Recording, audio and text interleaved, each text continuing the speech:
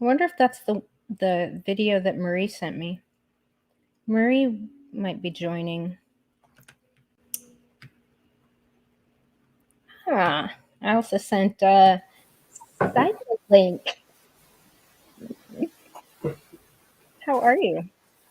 Oh, I'm always, I feel like I'm going through a lot. I'm about to upload like 10 YouTube videos that I've been sitting on for like almost like a month or something. So I'm a bit backlogged, but Yeah. Yeah. Well, you've got some drama in your life that you're dealing with. I'm just trying to figure out what the hell's wrong with this woman. If she's a pedophile or just fucking stupid. What do you I think? mean, I do think like a lot of people are just emboldened by the fact that like this is how low culture has sunk. Like this is sort of this is part of the course now. Like this is Right.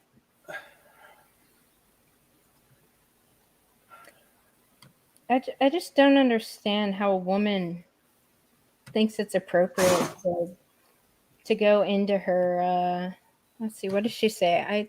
I copied it. Yeah. She says she made a comment saying he's a sexist, my child, with a small PP energy, and either strangely attracted to his own mommy or just has severe mommy issues, which is a kid. So I mean she knows he's a kid. I don't understand what makes her think it's fucking appropriate to start talking about his genitals and stuff, like assuming he's either attracted to his mom or has mommy issues.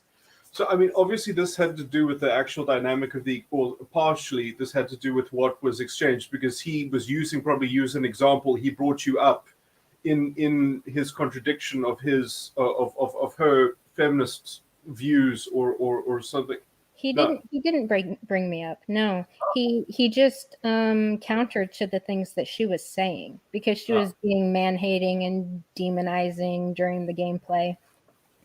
And like this superiority thing, talking shit to the guys that are on her team. And he was just like, you sound like a feminist. And he went over to her Twitter and was like, so you are a feminist. And he brought up the fact that she had mom on there saying she was a mom. And he's like, how can you be a feminist with kids? Like somebody's helping you support your kids. Like he kept it very much, feminism, love, Black Lives Matter, all this nonsense. But yeah, she wanted to talk shit, but she couldn't take it. It seemed like. I mean, yeah. This kind of attack, I guess, is just sort of what.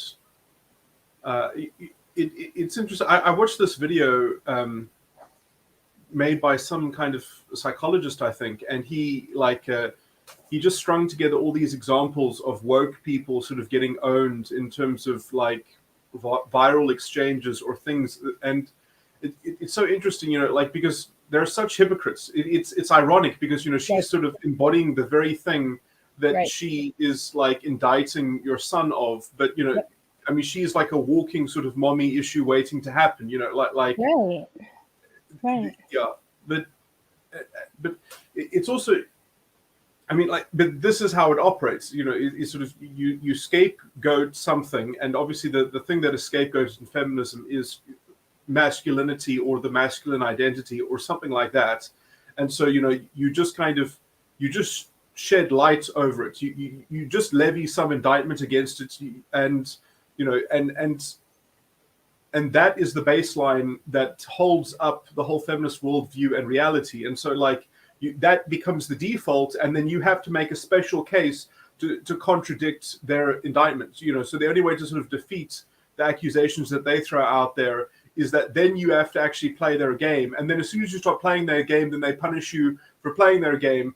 And so, it's like they get to, I mean, it's all premised on that they hold their relativism is the center of the universe. Like the world revolves around them, and that they are just automatically right until somebody else proves the negative. And so then they can just leverage a kind of skepticism from that, and they hold the high ground because essentially they hold the factual high ground supposedly because they hold the moral high ground, and the moral imperative is that sort of we have so much systemic oppression that like this is the way to solve it, is that the onus goes always to whoever is on the other side of them, and which essentially depends on a kind of scapegoating. But I mean, their worldview doesn't work without the dehumanization of masculine energy or something like that. So it's open season, like they just get to, and I do think that like people like this, they obviously are emboldened to do this because like that's the current cultural hegemon, that's the current cultural norm. And these people, like, I mean, this is why in the 1950s psychiatrists would remove histrionic and borderline disordered women from the population, because it was always regarded as a vector of public health, that it would essentially metastasize, that it would establish itself, because that's sort of how cultural norms, especially on how feminine cultural kind of standards propagate. It just, this is how hypergamy works, is that you leverage opportunity costs, and you kind of you hold a collective front in order to demand higher standards, in terms of the bride price that is to be paid or is to be expected within sort of the hypergamous sexual exchange. But so I mean, like it gets sort of anyway. So it's interesting because that whole drama does play into the feminist narrative directly. I mean, that is almost what they are. They want to leverage a new form of hypergamous extraction and a new form of hypergamous extortion of society as a whole, where they've got the entitlements that they've already got, and then they want to go on another raiding party and seeing what is, what there is an opportunity to gain access to further licenses and further cultural dispensations of cultural power that they can hold. So, like, it's interesting because that is the crux, I think, that sort of even sort of second wave feminism like is thematically involved in, and it is subtle because when culture is clean, when it's working properly, and when the relations between the genders are generally well regulated, and there is this actual. And it's interesting because I do think that you need to have somewhat clearly defined gender roles just as an orthodoxy, just as a starting point of negotiation. Not that it should be taken. I mean, like, all the times in which, like, fashion and style was not androgynous, but was very clearly, sort of like that's masculine and that's feminine. Yeah. Like, I would argue that under those strictures, people were the most unique and individualistic, because within that very superficial standard that you had to kind of culturally plug yourself into, there was a huge amount of, it was very vague, within that, sort of filter, or within that personal filter, you could then make it your own, and you could find a way to implant your individualism. So, as sort of restrictive as it seems from the outside, I do think that there was a huge latitude for the individual to personally negotiate a bespoke, kind of arrangement between individuals that would make up a couple. And, because essentially because the gender roles were defined in such a superficial way. And I do think that conventional stuff, I think, is more for women than it is for men, because it's just there to clearly define the hypergamous negotiation and exchange, and to limit it from essentially controlling everything, because otherwise it just it implants itself. So this is getting so perhaps esoteric and complicated, but no, I get where you're going with it though. Yeah, this is her business Twitter. I mean, she's retweeting, like, what the hell is this? This comparing Pence to some actual Nazis, or I don't know what this picture was from, when this was from. But it's an Alyssa Milano tweet that she retweeted on her business page. like a properly professional fucking businesswoman. Yeah, it's weird that she chose some kind of environmental services, right? As a business to create. I wonder if maybe she got pushed into that, or maybe she got a bunch of funds to start it up, being a woman of color and apparently voting a certain way. Yeah, it's just weird.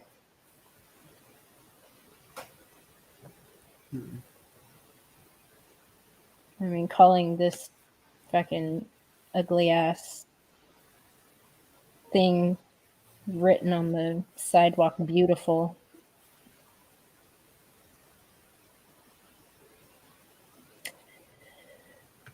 I don't know. She's 45 though, psych. Shouldn't she know how to behave herself at that age? Especially being a mother, if she actually has children.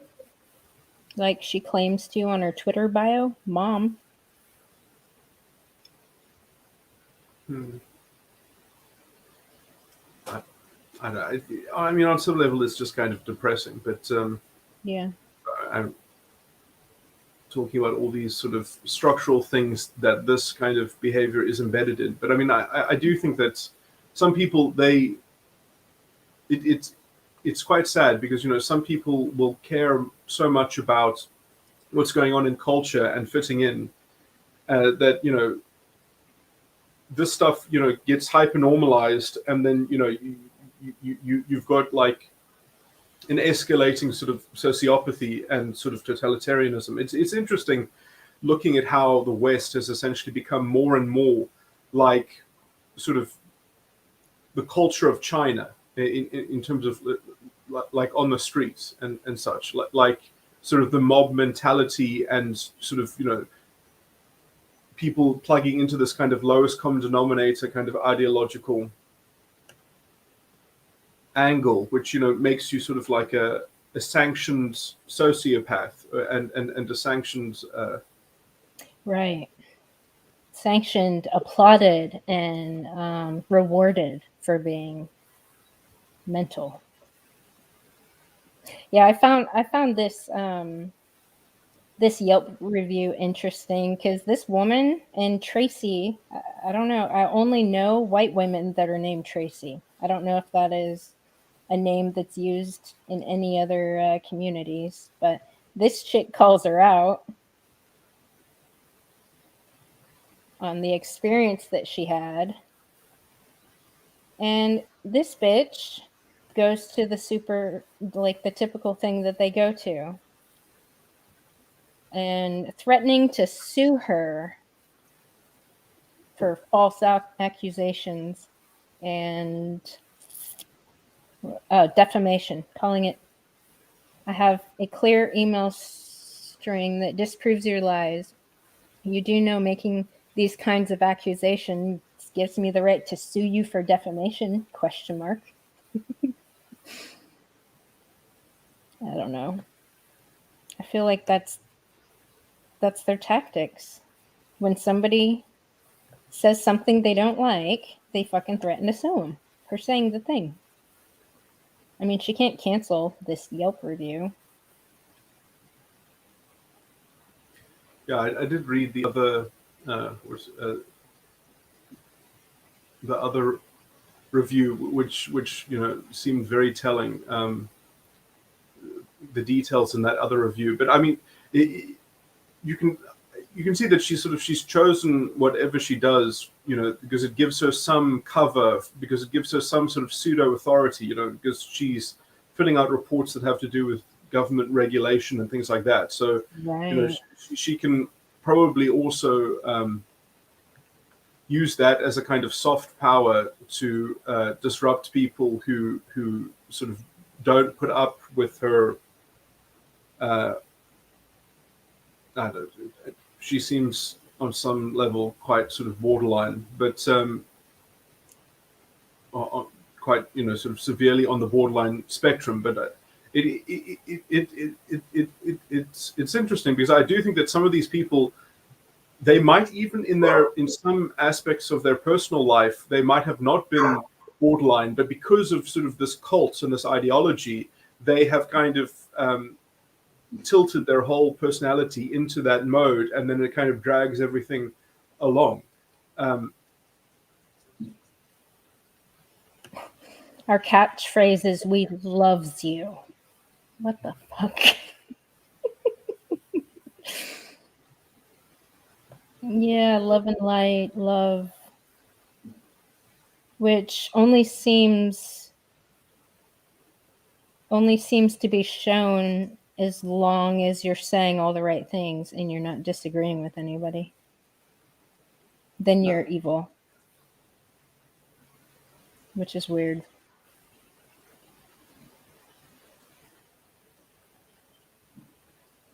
Yeah, I don't know how. I don't even know if her business is still up. Honestly, haven't seen a review from last year at all. Maybe the scamdemic shut her down.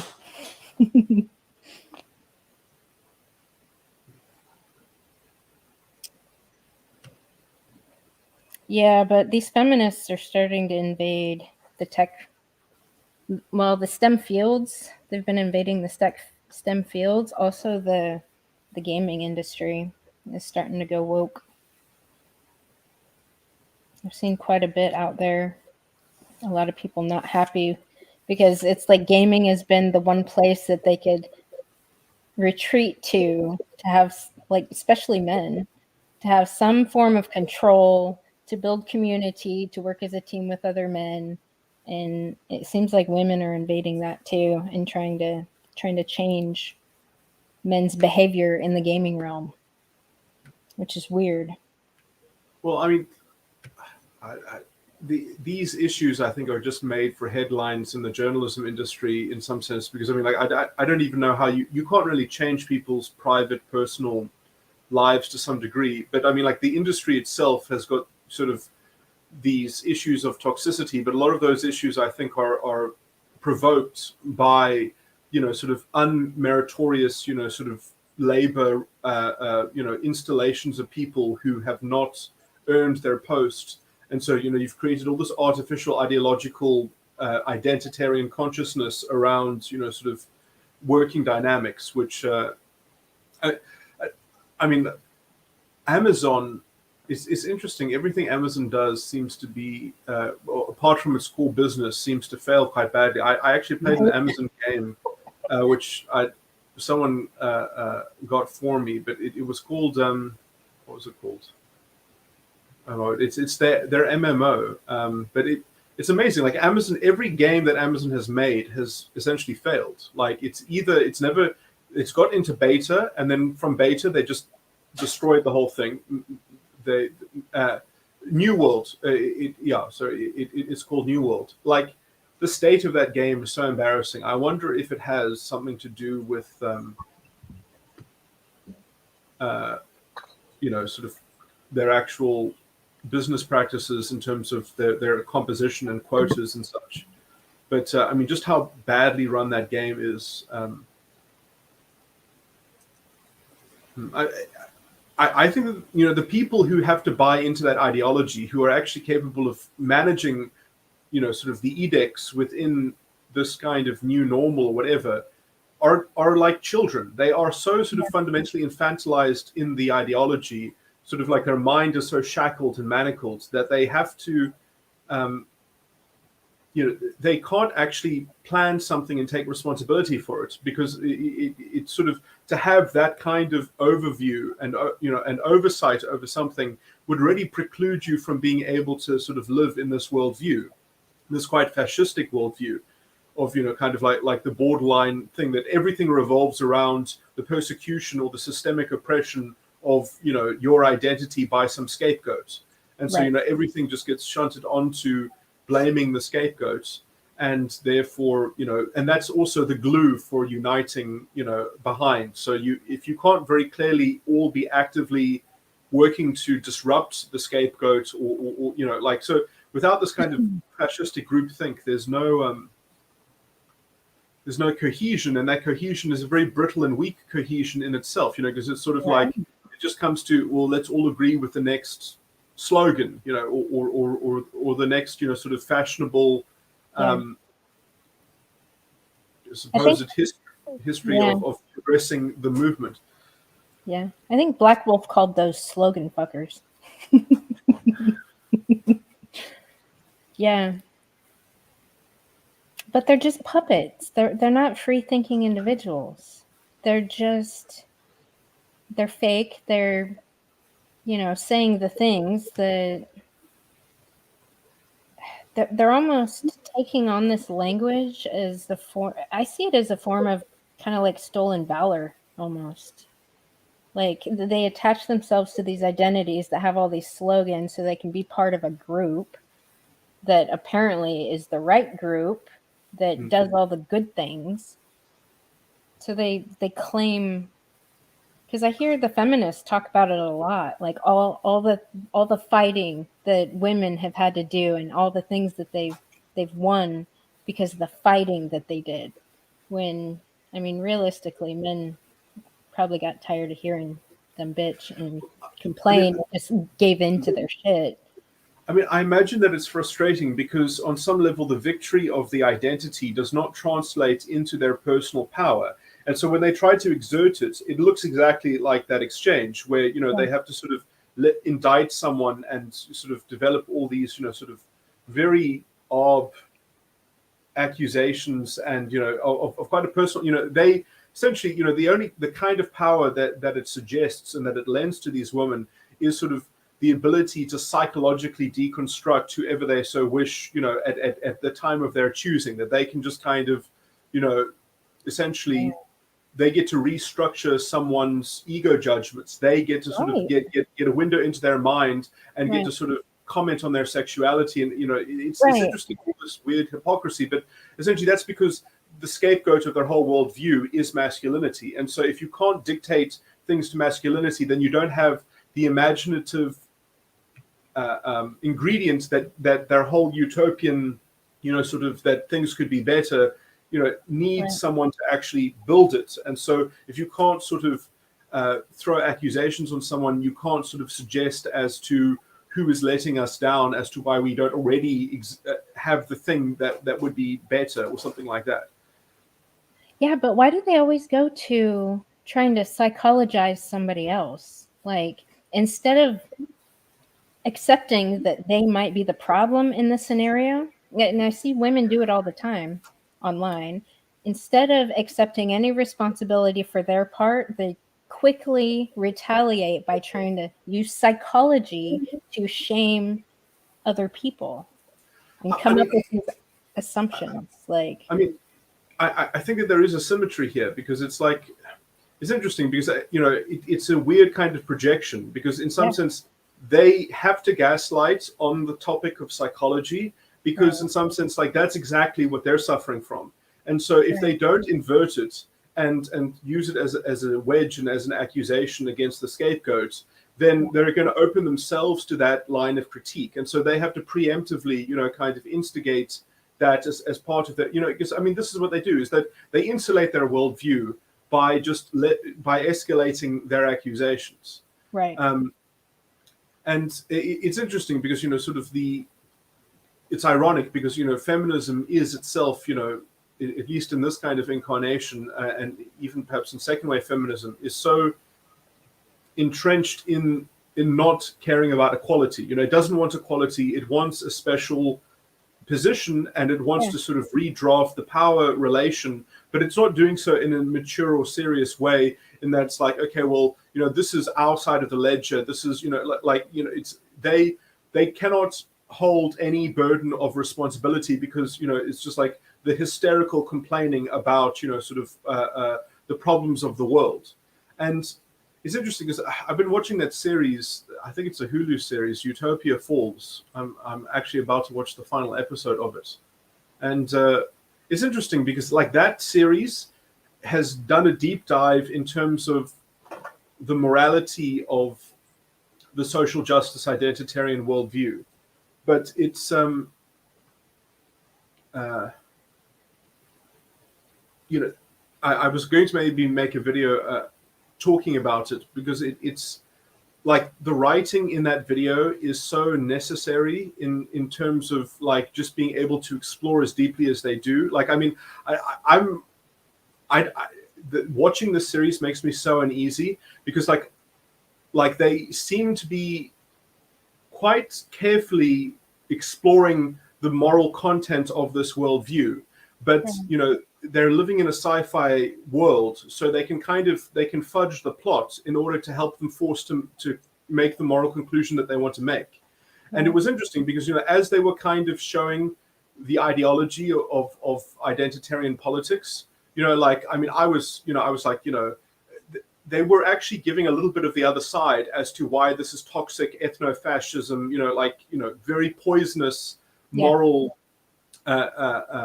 filth, and it's but it can still go either way. And anyway, now the politics of this particular world are happening in such a way so as to shift the burden. But this ideology just in this world, sorry, to talk about this maybe is too much of a its own rabbit hole, but this world only worked in exploring identity politics because there was essentially no liberal personal individual freedom and order. Everything was controlled by the state. It was already an authoritarian situation that is controlled by politics. And so therefore, like, talking about caste and identity and like living in different sectors within the society, is the onus is on the central authority. The onus is on because essentially everyone is already made infantile to this power structure. Right. Whereas we don't live in, and in some sense, like, yes, it's unfair that some people have different parents that have different talents and different, different levels of being established or whatever. But like, there is no alternative. I mean, the alternative is that the state adopts everyone and the state enforces, like a standardized pedagogy and which would end human culture, because then, essentially it would be a state-run culture. People would not be involved in their own, lives in some sense. They would all just be children of the state. And so, like, yes, you have to essentially bootstrap something, and you have to say, yes, children are going to be essentially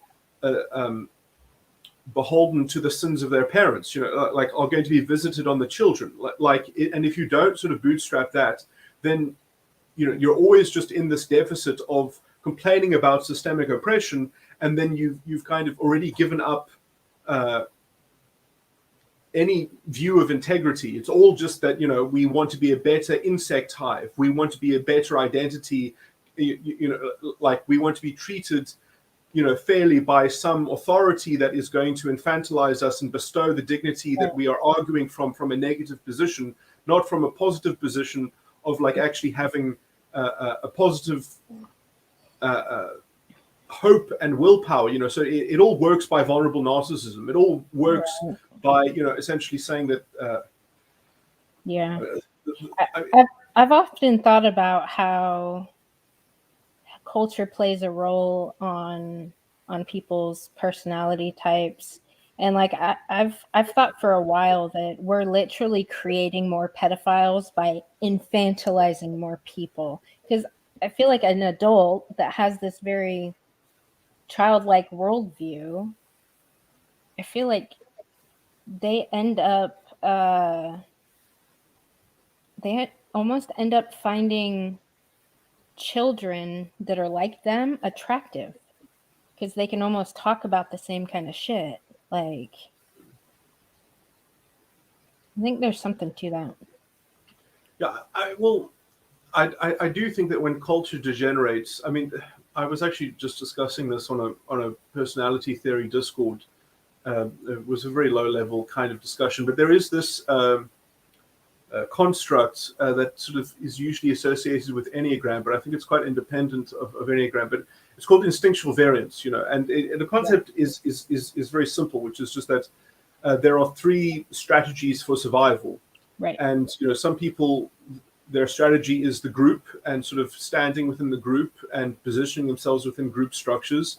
And then there's the one-on-one, or it's called the sexual or intimate sexual strategy, which is that some people want to have integrity in terms of their very deep bonds and connections with individual people that they rely on for their survival. And then other people who are called the self-preservation variant, which is just almost sort of like very sort of embodied and physical in some sense, that like they know survival skills, or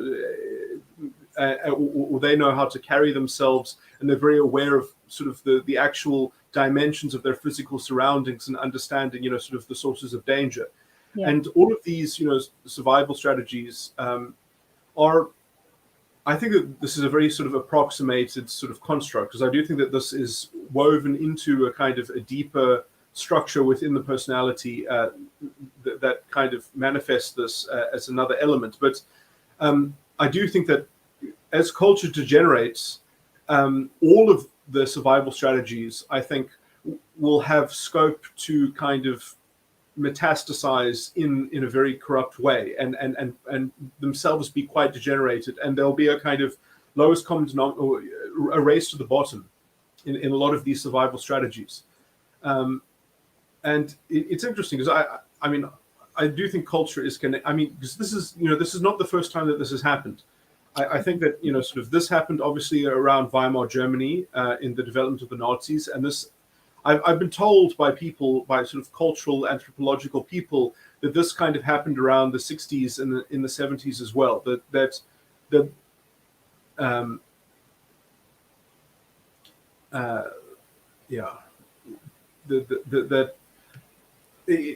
I mean, I do think that we're much closer to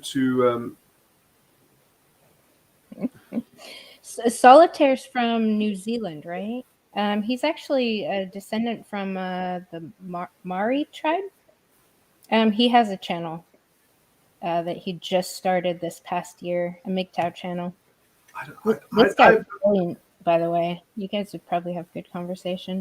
He has a lot of really good things to add to the big discussion, but from a man that just is from one of the most malignantly egalitarian countries that we have.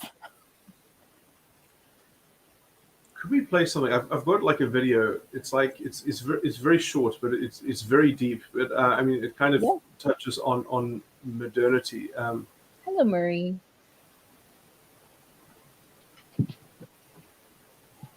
You there, Marie? Oh yeah, sorry. I didn't want to interrupt him. Yeah, you can play. By the way, it's like, this is Marie. She is my favorite Catholic in the entire world, actually. No, she's a good lady. Smart, and I've learned a lot about Catholic religion from her. I have to find this video.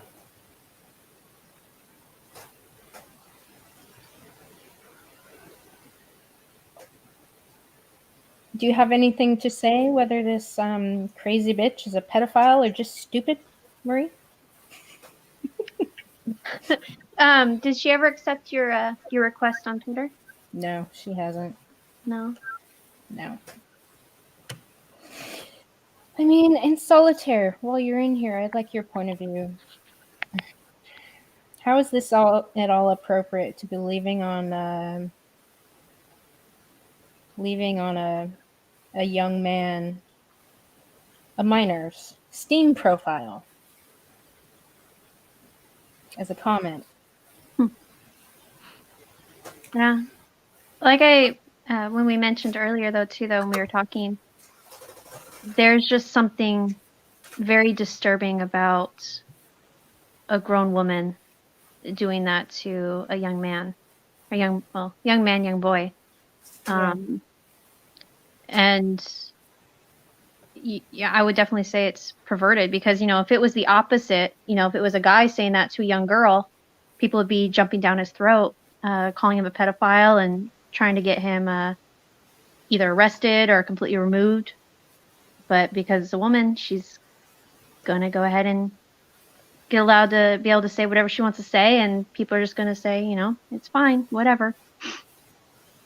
So, I'm sorry to slightly derail this point. I just want to say, so like, I actually believe in a return to modernity, and this video is like a 10-minute video that just kind of talks about history and culture to some degree, and this is a 10-minute video that is the crux of the zeitgeist that we are still suffering from. I think this is from sort of 2010, but this is amazing. We're in post-modernity currently. Yes, so this is 10 years old social commentary, which is still this is what we are living through. This is the crux of the question, I believe, that we're living through. Yeah.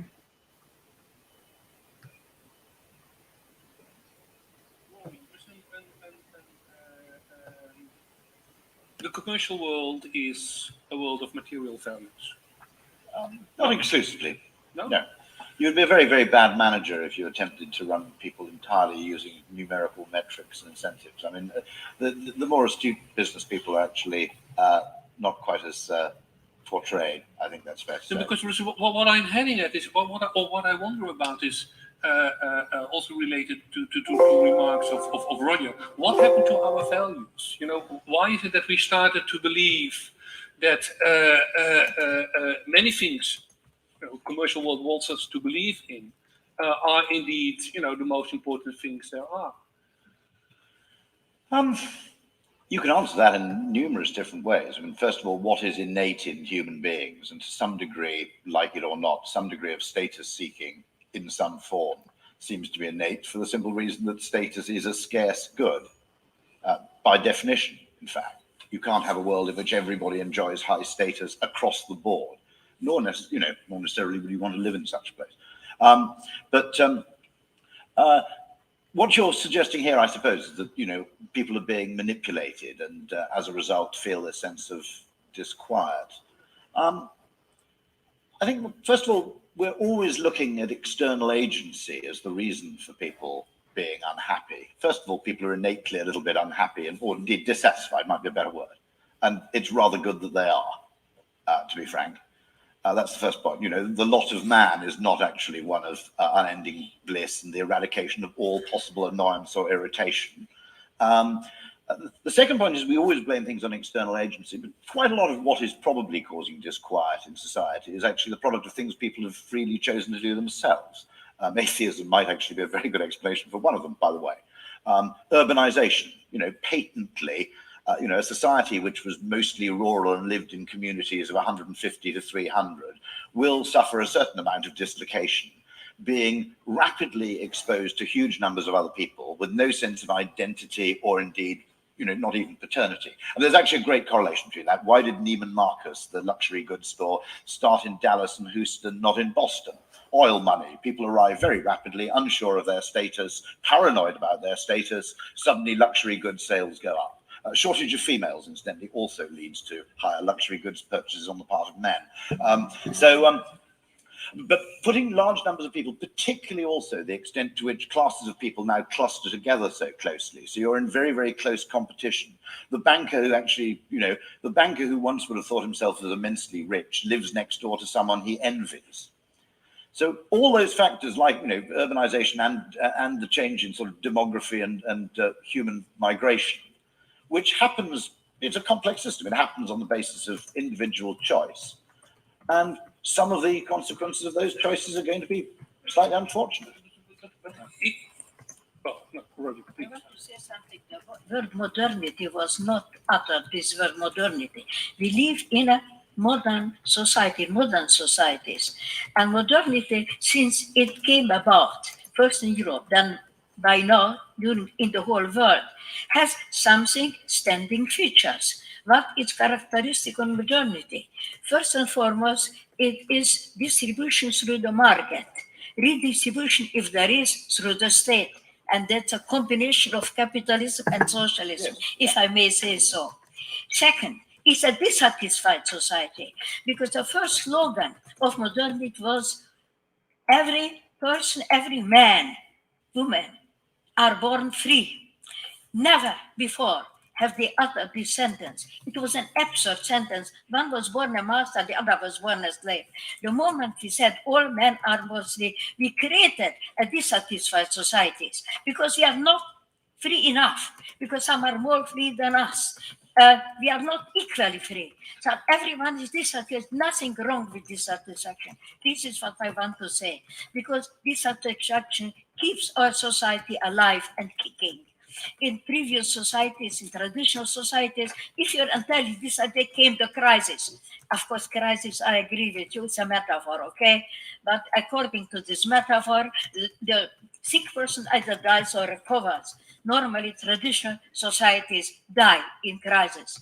Modern society, for the time being, recovers always from this crisis. Crisis belong to the life of modern society. Without crisis, you cannot survive. Without newspapers, you cannot exist. Without propaganda, you cannot exist, because we need to remain dissatisfied. You need to be able to say, what exists is wrong. Something else would be good. What exists is ugly. Something else would be beautiful. What exists, that's the most important, is unjust. Something else would be just. We live from this. Sometimes we are right, something we are wrong. When we make the propositions about this something else. When we make the wrong proposition, disaster can follow, as we know in from the 20th century. But it's our responsibility, not. Yeah. Yes, well, Anish Heller has just given a wonderful demonstration of what it is to be alive and kicking. I felt the table vibrating under the effect of it. But I actually wanted to say something else in response to what Rory said, which I think is very important. He referred to the transfer of populations from small villages to great megalopolis, and how this causes enormous disruption and produces in itself a search for status of a new kind. But I think I would just like to reflect on the fact that the great cities that have grown in the modern world have also brought along with themselves an art and a literature of loneliness. You know, a loneliness of a new kind, which you find already in Balzac, but also in Flaubert, and of course, paradigmatically in people like Kafka and so on, in the Central European tradition. And it's as though our need for each other, which is the thing that is most beautiful in human beings, is suddenly cut off from its fulfillment at the very moment when it can be so easily fulfilled in so many ways. And I think this is a most interesting thing to reflect upon. That this is the major transition that modernity has imposed upon us. This mass society where we're surrounded at every point by opportunities, by people, opportunities of friendship and also opposition and so on. And at the same time, there has grown within that this unassuageable core of loneliness. Very, very interesting thing. Beautiful point. When I moved to London, I grew up in the Welsh borders, I gained enormously in terms of financial capital, but in social capital, I became rapidly impoverished. I have friends in London who I've known since the age of 7, probably about 10 of them. There's nobody I can really call on now to pick me up from the airport this evening, with the possible exception of my wife. Okay, so in terms of the favour economy, all those economies die out and are replaced by the commercialisation of everything. Another very interesting correlation is, if you look at American voting patterns, far bigger than race, sexual orientation, or anything else, is simply where you live. If you live in a town or city over 600,000, you're overwhelmingly Democrat. If you don't, you're overwhelmingly Republican. Now, what you derive from that, you could say that arguably rural communities actually find that what you might call free market capitalism actually works fairly well and is a fairly amiable part of their lives, and they're content with it, that everybody in larger cities feels that something desperately needs to change. But to what they're attributing their dissatisfaction may be entirely the wrong thing. Daniel, to start for all of you, but why is it that we embraced in the 80s, 90s this model of neoliberalism? Why is it that it could become such a powerful ideology that for at least 2 decades we wanted to believe that the financial world and everything related to that, would be our future, and why?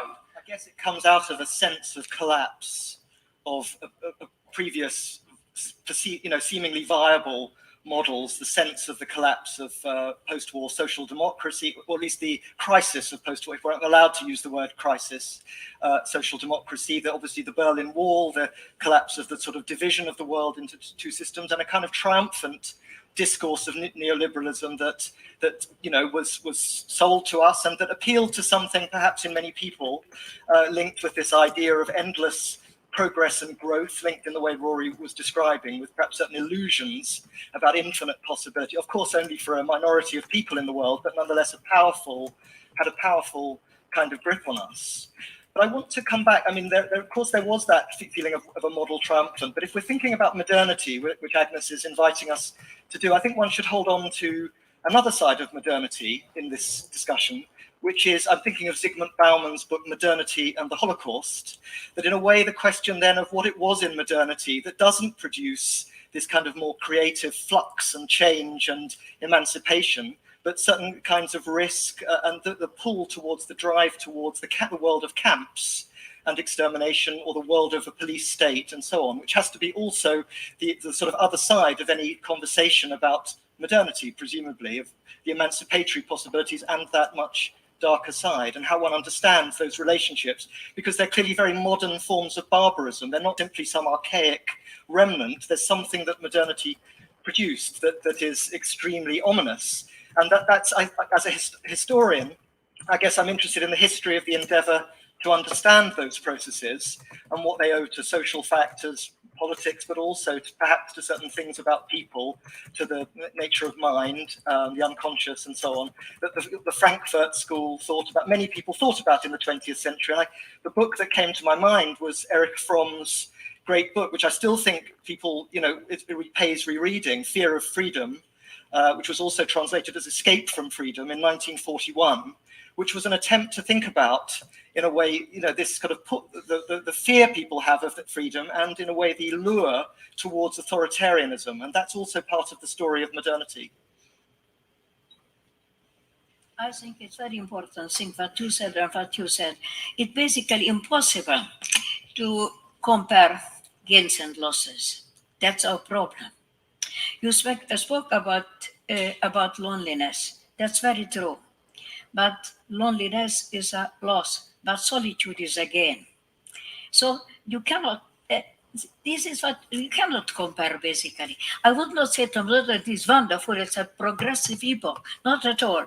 I said it's different from all the previous epochs, different characteristics, and there are gains and there are losses. I think basically communities are lost in modernity. That's a loss. But solitude is one which is important for us single individuals. We can't be alone. Is that a feminist? Psych?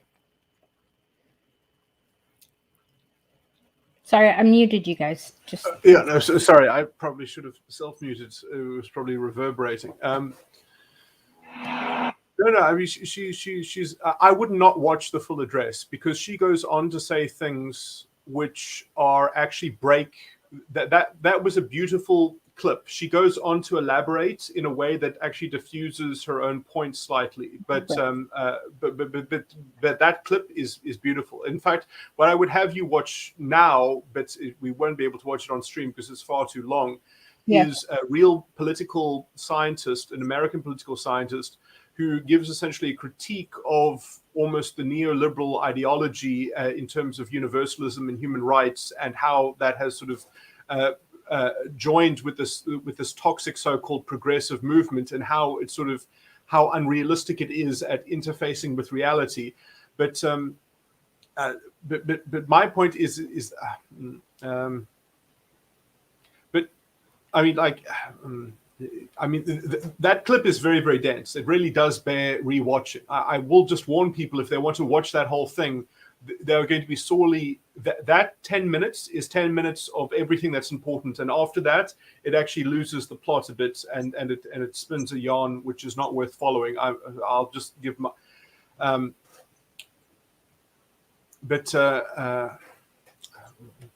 What should I say? I mean, I actually have sort of paragraphs that follow on from where she just left off, that kind of displace what she goes into, which as I say, like kind of destroys some important points as to properly diagnosing the zeitgeist. But anyway, conservative is right. The neoliberals seem very authoritarian. Well, it's almost like they're projecting their own insecurities onto everybody else, and because they want the government, like they want to submit to the government, so they want everybody to submit to the government. And it's almost like they see people that aren't submitting, like it gives them a lot of shame and guilt because they aren't them, and they just want everybody to be as cowardly as them. The problem is that their worldview isn't properly grounded in a feasible ethics. It doesn't have real values, and it doesn't make sense. Right. And so they have to rationalize from a kind of dogma, and that dogma is essentially based in fear. It's this weird kind of, so I mean, like something, because I mean they are worried about things that I'm also worried about, but when they refer to it in their words, they're not talking about the same things that I care about and talk about, because they're starting from a dogmatic position, right? And so they get into this kind of weird thing where it's like, it's interesting that how things have progressed, because I do think that everything is an ideological consequence of this very frail and feeble neoliberal kind of ideological view of the world, which is in which what ends up happening, this is a bit of a reduction, but it's an important reduction, because in some sense all you can do is reduce this ideology because it's so incoherent and it's ungrounded at the ground floor. So what it ends up meaning is that you actually have to worry about domestic terrorists that are being funded by foreign people who are not democratic. So it's like the view is that you have external enemies to democracy, which is why you have to promote democracy throughout the world. And so this whole rationalization is a beautiful cover for a kind of for oligarchy and for unaccountable elites, because you've got this program and it's an oversimplified way of sort of getting the world supposedly towards utopia or on the right track. And so, I mean, the biggest threat that I think that sort of the general health of political structures is just that, I mean, I was thinking about this because I was thinking about sort of the filibuster in the American Senate and stuff like that, because I've been commenting about the problems of the American political structure as well, is that, it's really great that, essentially to pass legislation in the Senate, you have to have, like a 60 vote threshold, a 60% threshold of that body. And when you have that, but generally whenever there's a president, you have gridlock. You can never get what you want because no one reaches that 60 vote threshold, so you can only do some things and you can't really change policy too much. But like, you would think that, why can't there be a consensus for some things to get done? Like, obviously you can't because there's polarization, but like, what is really stopping polarization? It's because the rhetoric on both sides is so jacked up and is so sort of detached from the ground floor, because surely compromise is always possible, on some level, except if people are so sort of ideologically spun up, like into, so the rhetoric and the actual treatment of the issue is not what's being debated when politics is debated in America. It's always moral grandstanding around, sort of these almost like virtue signaling. Yes. Pseudo virtue signaling, because they're all fucking lying to begin with. Like, they're not actually virtuous. Puppets aren't virtuous, I don't think.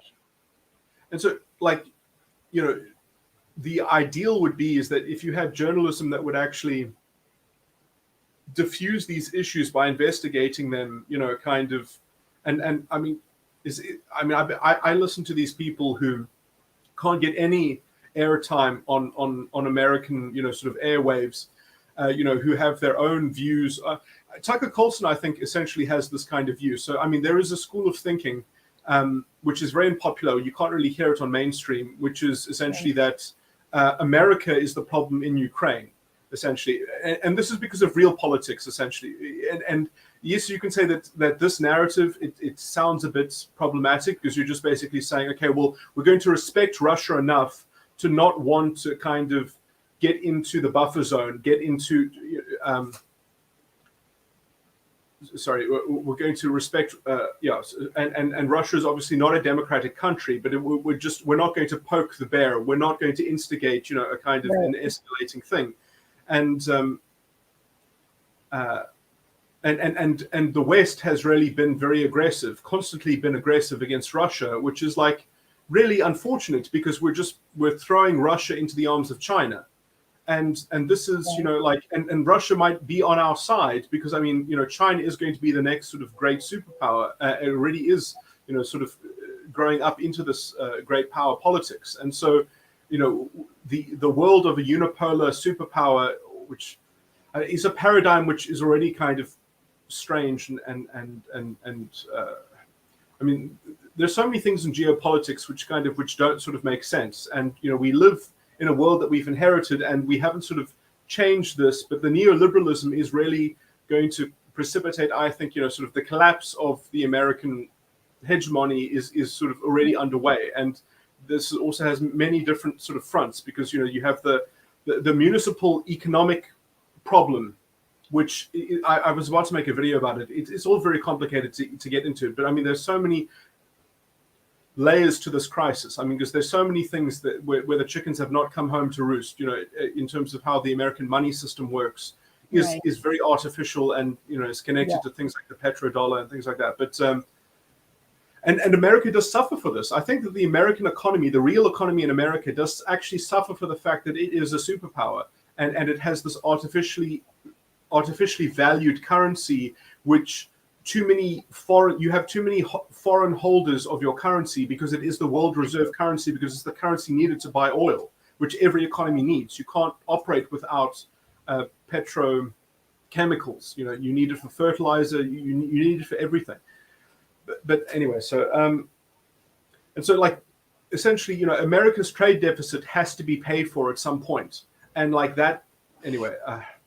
But and the problem is that but on the train we're going on, it's just building and building and building. The problem is that the trade deficit pays a dividend to the financial sector, because when you have a trade deficit, you have more people that have dollar reserves overseas, and then they want to turn that into working capital. So they lend that back to America. So America has way cheap credits than it deserves. It has way too much cheap credit because you have to invest when you have got dollar reserves. And so what happens is the stock market gets overvalued. That's why the worse the real economy does, the more returns you get in the financial sector, which means that if you had money in America and you had to ask yourself, should I be productive? And should I start maybe making goods and increasing the real value of the assets of the real economy and maybe even export things and then help to counteract the trade deficit?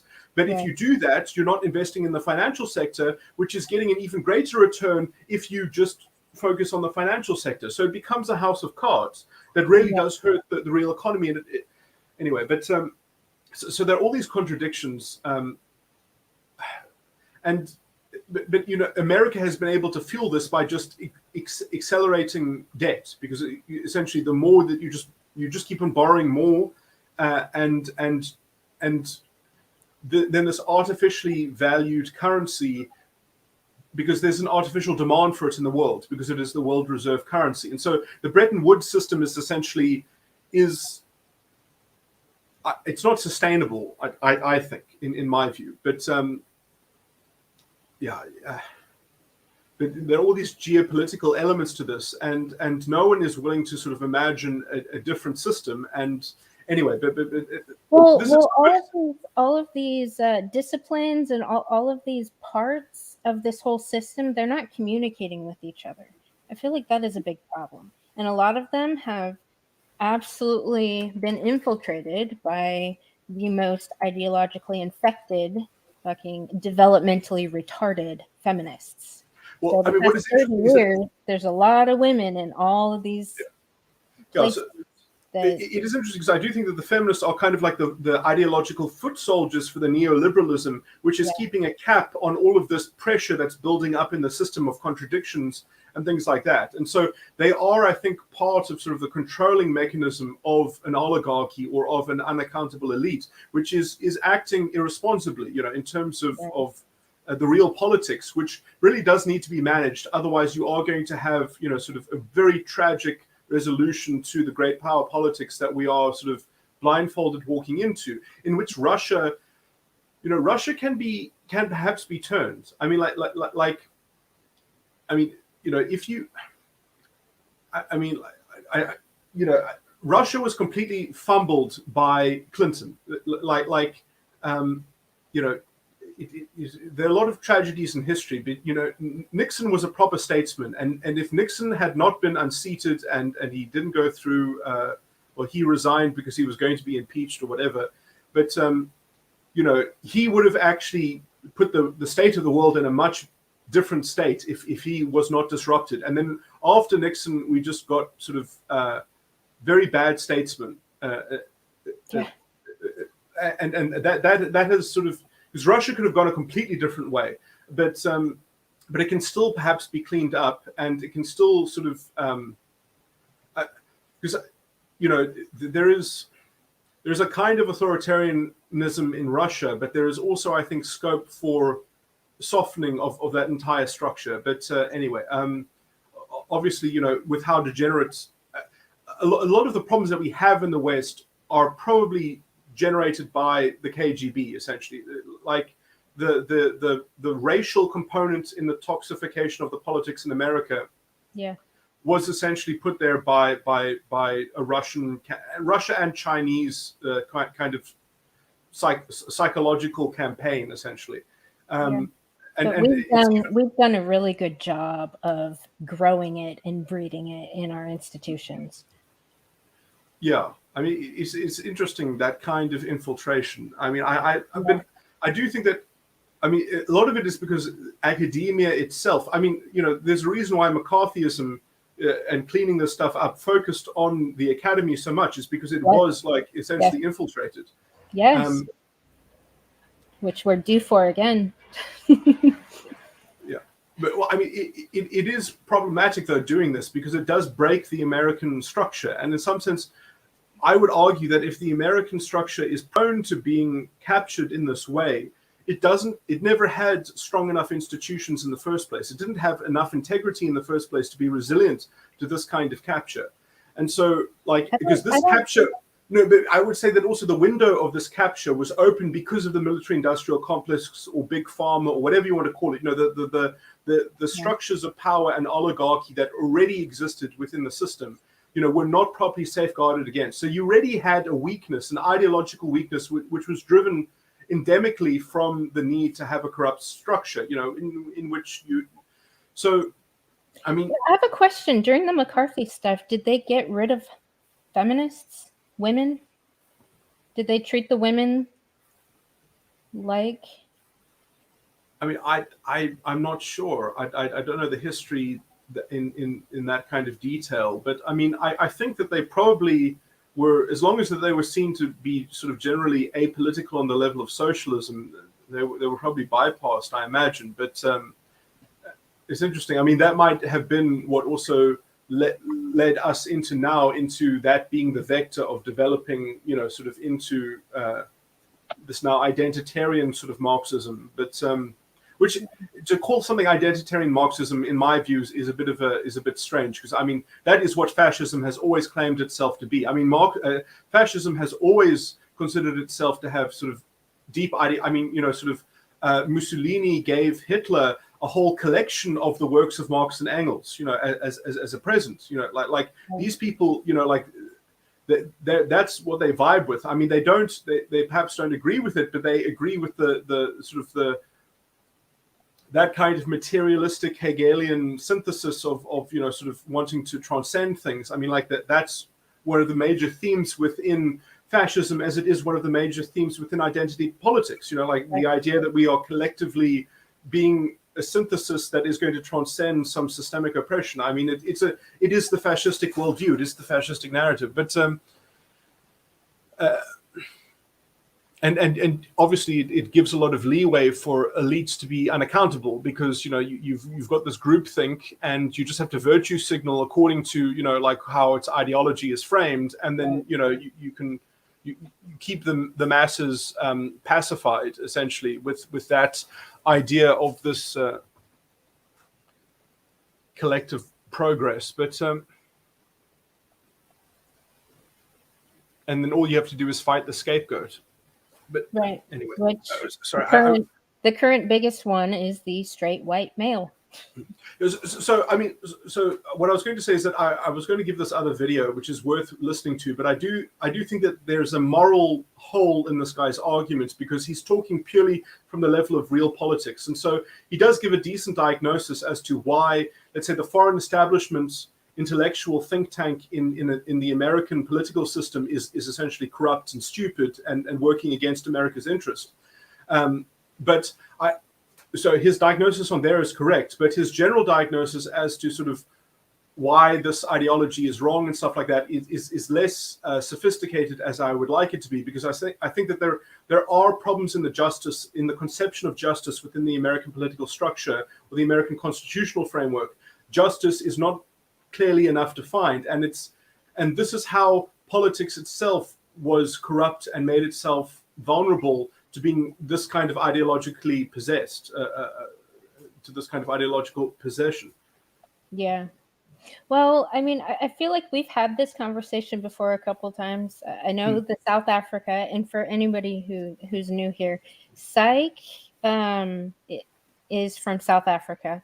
So he is a very minority in a predominantly Black country where they're doing the same thing as we're doing here. Only Emmanuel calls it far left, or farther left than what we have going on here. The race thing, like the black white thing that these feminists here push. You have a really good constitution and a really good system, but it still hasn't been.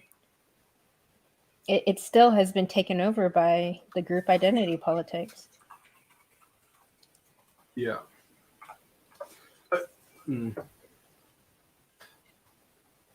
I mean, if certain law was struck down, it never would have gotten the racial consciousness. I think never would have gotten to the state that it got in if the Constitutional Court did its job, did its job, but it essentially betrayed the Constitution to allow and facilitate more essentially of this political corruption to sneak by. Sorry, I'm trying to find this other video. Oh, here we go. The False Promise of Liberal Hegemony is the name of this lecture. I just want to make it available because it is a good. It's a very long thing to watch, but it is quite informative. So. Okay. I will drop it in the main chat if anybody's interested. I will watch that, or I'll have a listen to it later. I mean, I know corrupt government and politicians and race identity politics are destroying your country, but I feel like it's from here that all that shit is. Well, you see, in my view, it's more subtle than that, because in some sense, America is in some sense to blame, because in terms of how the judges corrupted the constitutional law in my country, they used America as a model. Right. And they invented a concept which is alien to the South African legal. Our legal tradition does not have this very clear governmental prerogative, because in some sense that would destroy constitutional supremacy, and we have a much more thorough and deep and broad constitution. Like, our conception of justice is completely divorced from politics. It can operate as an independent and intact unit to use to judge accountability and things like that. So they needed a way to stop the common sense and the basic values from being able to disrupt the corruption that they needed to bake into the law. And so when they set up all of these things that facilitate politically connected people getting government tenders at elevated prices, which is all done through Black economic empowerment legislation. So they use that to basically say, well, you are going to be treated like a token. We are going to actually, if you make a bid tender for a government contract, we're going to adjust the number that you quote. We're going to make it smaller depending on your Black ownership. And It doesn't matter if your black ownership is like disadvantaged people or not. You can just be one black person and you get the whole contract, you know. So it is there to enrich people exorbitantly, you know, like it has nothing to do with development. It's just to facilitate the transfer of wealth from the government to, you know, politically connected individuals. And so this is all done under the cover of black economic or black empowerment, which is not a constitutional term. The term is affirmative action, and affirmative action is very clearly the ambit of which is described through our equality clause and through the limitations clause in the Constitution. And it says very clearly you need groups of disadvantaged people. You can't just say, oh, well, these people were previously disadvantaged. That's not good enough. They have to actually be disadvantaged people. And there is no test for disadvantage in terms of anything that the government is doing in terms of affirmative action. It's all just wholesale corruption, essentially. It's moral corruption. And the courts needed an excuse to give a blind eye to this. So they said, well, the democratically elected government is trying to make this legislation. Therefore, it's a governmental prerogative. And it doesn't matter that it contradicts non-racialism. It doesn't matter that it invalidates the basic fundamental values of the Constitution. Like, because I mean, it's an unjustifiable penetration of non-racialism to give something to someone, like, in the name of affirmative action, in the name of supposedly promoting equality and enhancing equality. How does that enhance equality at all? The only thing it enhances is it says that this identity in the ledger, you know, this is the statistical view that they use to obscure the morality, is they just basically say, well, half the wealth in the country, or 80% of the wealth of the country must be held by black individuals to represent the demographics of the country. And it doesn't matter if that 80% is a handful of people or is broad-based. It doesn't make a difference, you know. So you just have this. Yeah, that's weird. You have this morally opaque statistical view that you're just treating people as tokens of their identity because all you care about is the identity and not people. And so we've got this inhuman derivation and derogation of the actual structure of the Constitution, and they just get around it by, they say there's a governmental prerogative. And they got that from American jurisprudence, because that exists all over in America, because the democracy holds the whip hand in America. They get to define what justice is, essentially. Right. It's a popularity contest. But I mean, it's the judges in my country who have institutionally corrupted us. And so that's quite different, because in America, you could say, well, the judges were never on the side of the people. The judges are only on the side of the democracy. So you have to make the democracy responsive. Your democracy is on the hook for all the problems that you have. Your democracy needs to fix it, and then maybe you can complain that journalism has been setting you up to fail in this because you don't have enough transparency. So that kind of diffuses the problem. In my country, we have an independent justice system, so we could actually expect the line to be held at a high level. We don't have to, you know, sort of create a broad consensus. We just have to use reason, go to court, and use these things. But these things have been destroyed. They have been betrayed, you know, and that's a crime against humanity. So in a different epoch, I would say that we need, you know, I would say, please, someone send a battalion to this country and lock up these so-called constitutional court judges, because they have undermined our constitution. And this is untenable, because we live in a constitutional supremacy. These people have committed treason. You know, like, I regard it as higher than treason. I think it's a crime against humanity. Like, this was the apex constitution in the world, the apex legal structure in the world that actually had the rule of law, the only country in the world that properly had the rule of law. Because it's not just about following your own procedures, it's about substantive structure that actually holds people accountable. And we are the only one that actually had a system like that. So it's very sad that we could have solved this problem for everyone. We could have through our courts, we could have led the way into showing how this identitarian, you know, ideology is fascism, and it's you know, it's conceptually incoherent. It destroys morality. But no, we were deprived from that because our judges were corrupted, essentially, ideologically corrupted and morally corrupted, and so it's very sad, because, you know, we would have been protected from a lot of this stuff. Yeah, but how do you even rally a bunch of people together to hold those people accountable if the majority of the population buys into this group identity politics shit. Like what do you do when there's a mass psychosis and we have mental illness running rapid? You see, it's interesting because the polling that I listen to and the people who have looked into this, because there are some organizations, the International, the Institute of Race Relations, the IRR, and the Free Market Foundation, which are sort of like NGOs in this country, and they're I think they're classified as NGOs, and they're kind of like media houses a little bit, and they've got sort of and they do news and analysis, and they write articles, and they're on the pulse of this, and they are really ideologically on the right side of the ledger of this. They see what's going on, and they fact check these things, and they actually say that the majority of South Africans do not buy into this filth. But you see, they control the identitarian. First of all, like the ANC, the ruling party, and the corrupt politicians, they have a lot of money. You know, they have stolen a lot of money. They've used that money to buy up newspapers. They buy the means of sense making, you know, in the public view. So they can control the message pretty well. And the only thing we have is sort of a bit of YouTube and a bit of these NGOs that don't have very far reach, because,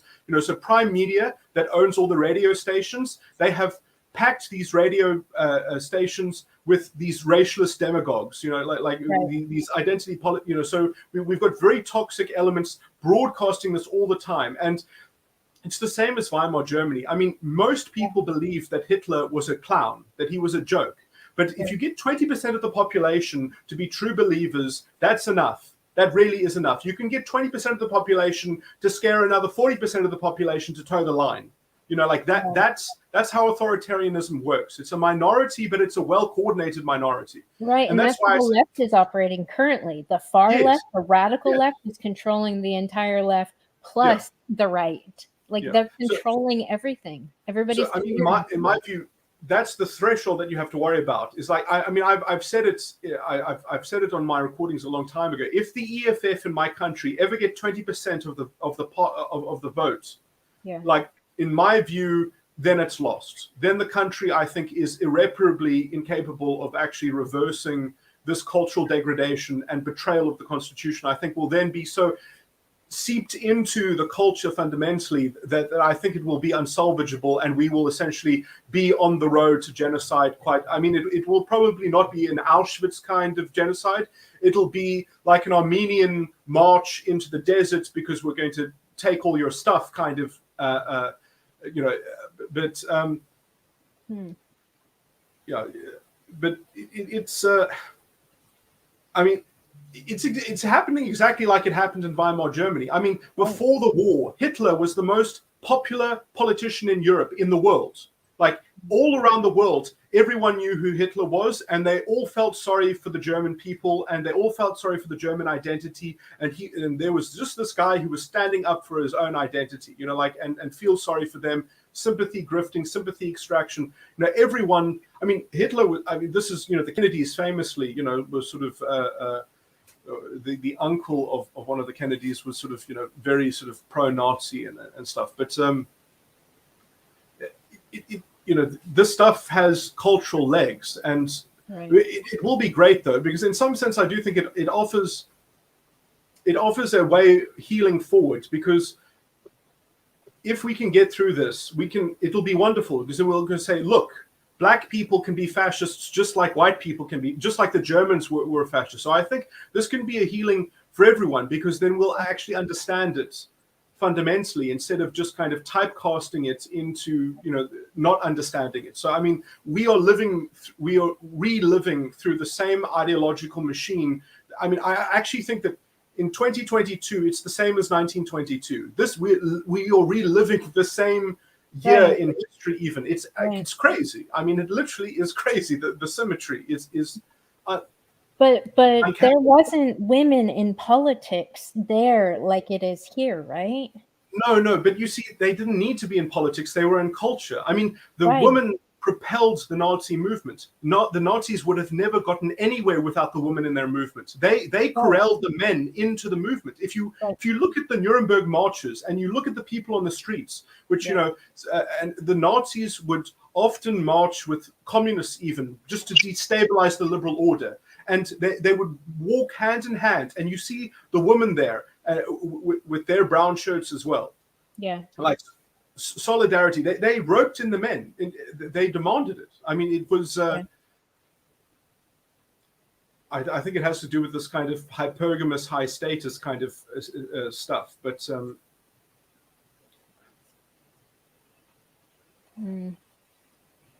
yeah, a lot of people don't even know about Pol Pot.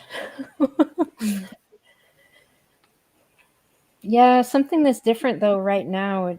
It's like, because of feminism, there's so many women in positions of power and influence where there was never before in history, and it has spread throughout the whole world. So, and we can thank media for that, and the infiltration into the universities. Because during that time, what were the universities like in Germany? Was it? Well, it was all taken over. Predominantly women. I mean, it was all taken over by the pseudoscience of Aryan studies, essentially. So there was, all this kind of genetic mysticism, which is, in my view, completely parallel to the esoteric historical mysticism of identity consciousness. So so they are literally doing the same thing. They're just doing it through a slightly different medium. So it was like you had your blood had a lineage, and your blood had a history and a lived experience attached to it. I mean, that's essentially quintessentially what blood and soil is. How is that any fucking different from these race and gender studies professors who are essentially teaching the exact same thing, just sans genetics? I mean, it's the same. It's quantitatively and qualitatively the same thing. It's just they're just not talking about genetics. But sorry, I wanted to say as well that that when any kind of authoritarian system that can also insulate itself from criticism because it can control the narrative is going to set itself up as it has to infantilize people. And I think things that infantilize people from a centralized top-down thing is very attractive to a lot of women because of the hypergamous sexual selection strategy or strategy for navigating sexual selection. Is because if you can use cultural conventions as a wedge and as a cudgel to force compliance and to corral expectations and extractions, then you end up. It's ironic because I do think fascism is a kind of female-centric cultural. It is fashioned after borderline personality disorder. I mean, I've made this argument many times before that I believe that Hitler was modeling a form of culture and society after the image of what would have been useful for his own mother, because his mother was actually, she was locked up in a, I don't know what they're called, sanatorium or something like that. He had obviously a bit of a strained relationship with his mother, but I think he sympathized with his mother, and he was trying to craft a society that he could imagine his mother would be able to interface with. His mother would be able to fit in, as it were, like that. We have it currently. Yeah. That's when you get women overrunning the university and the psychology field as a whole. They made that so. They literally they accomplished Hitler's fucking dream. Yeah, because we make excuses for all these mental illnesses. And actually, the way our society is and our media and all the things, like we reward people for being more emotionally and mentally unstable. And then we seem to demonize and vilify the people that actually have self-control, actually have discipline, actually work based on merit. It's totally fucking upside down, psych. Yeah, I mean, infantilism becomes the solution to every problem, and engineering failures, then you can call for more far-reaching centralized control and top-down mediation of life. That's, someone should have already fixed this problem, so I could just avoid my own negative emotions or I mean, it's a lack of, it's a paradoxical view of your own integrity that sheds responsibility. Yes. In terms of dealing with that dissatisfaction, in that video that we watched earlier about dissatisfaction, in terms of modernity, like you see, like what is perhaps the solution to all of those problems around modernity is that, if people actually have an internal locus of control and they say, okay, I'm dissatisfied, that's my problem. Right. Like, what am I doing? And actually, being the change that you want to see in the world, as it were, and not just complaining that the structure doesn't already, kind of embrace you. Right.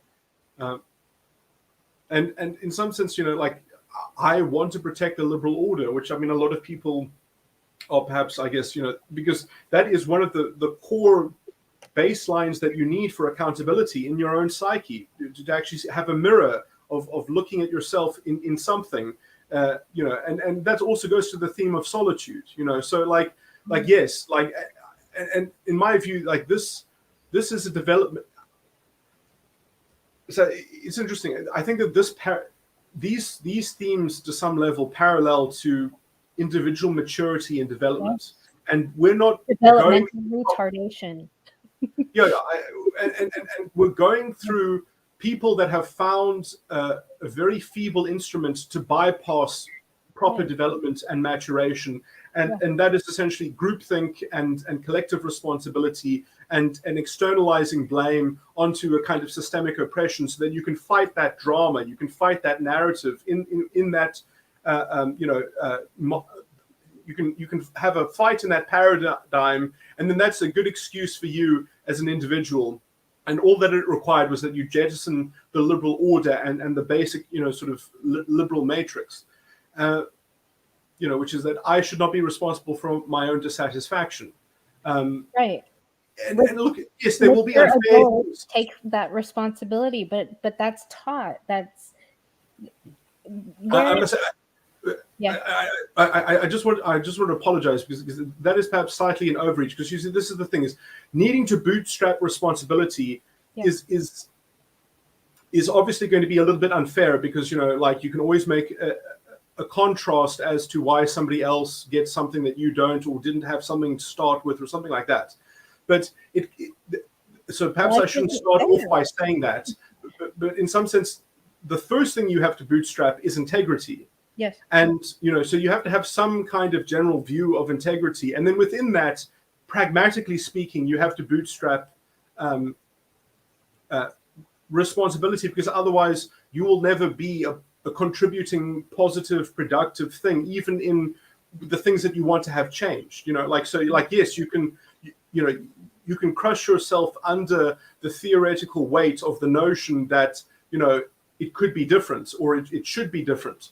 But, if that doesn't actually transpire into any, kind of positive, so just actively participate, just actively do something productive, not essentially hold the whole system ransom to having to ply you with a kind of infantilism and bestow you with the thing that you're dissatisfied about. Because then how do you even know if your dissatisfaction sort of should perhaps be satiated? Because, in the actual production of the solution, you might along that journey find out other things that you were actually ignorant of, like the idea that you have that, any kind of negative emotion that you might have must be correlated to, like something that actually is present in the world is a presumption. Like, I mean, how many stones have you left unturned in, just sitting with that feeling?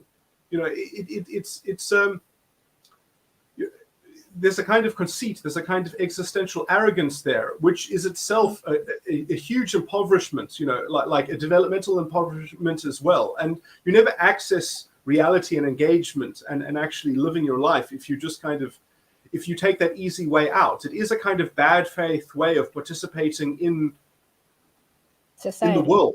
Yeah. But still, a lot of those foundational, integral things that you learn growing up and that allow you to mature comes from your home upbringing. And when you have all these fucking feminists being terrible fucking mothers, or not mothers at all, and going into structures of our society and then treating the rest of society like they're fucking children. I mean, it's prevalent. Like Marie's actually a teacher, so she saw a lot of things firsthand as an educator. A lot of the pseudo mothering that a lot of these feminists do. Mm-hmm.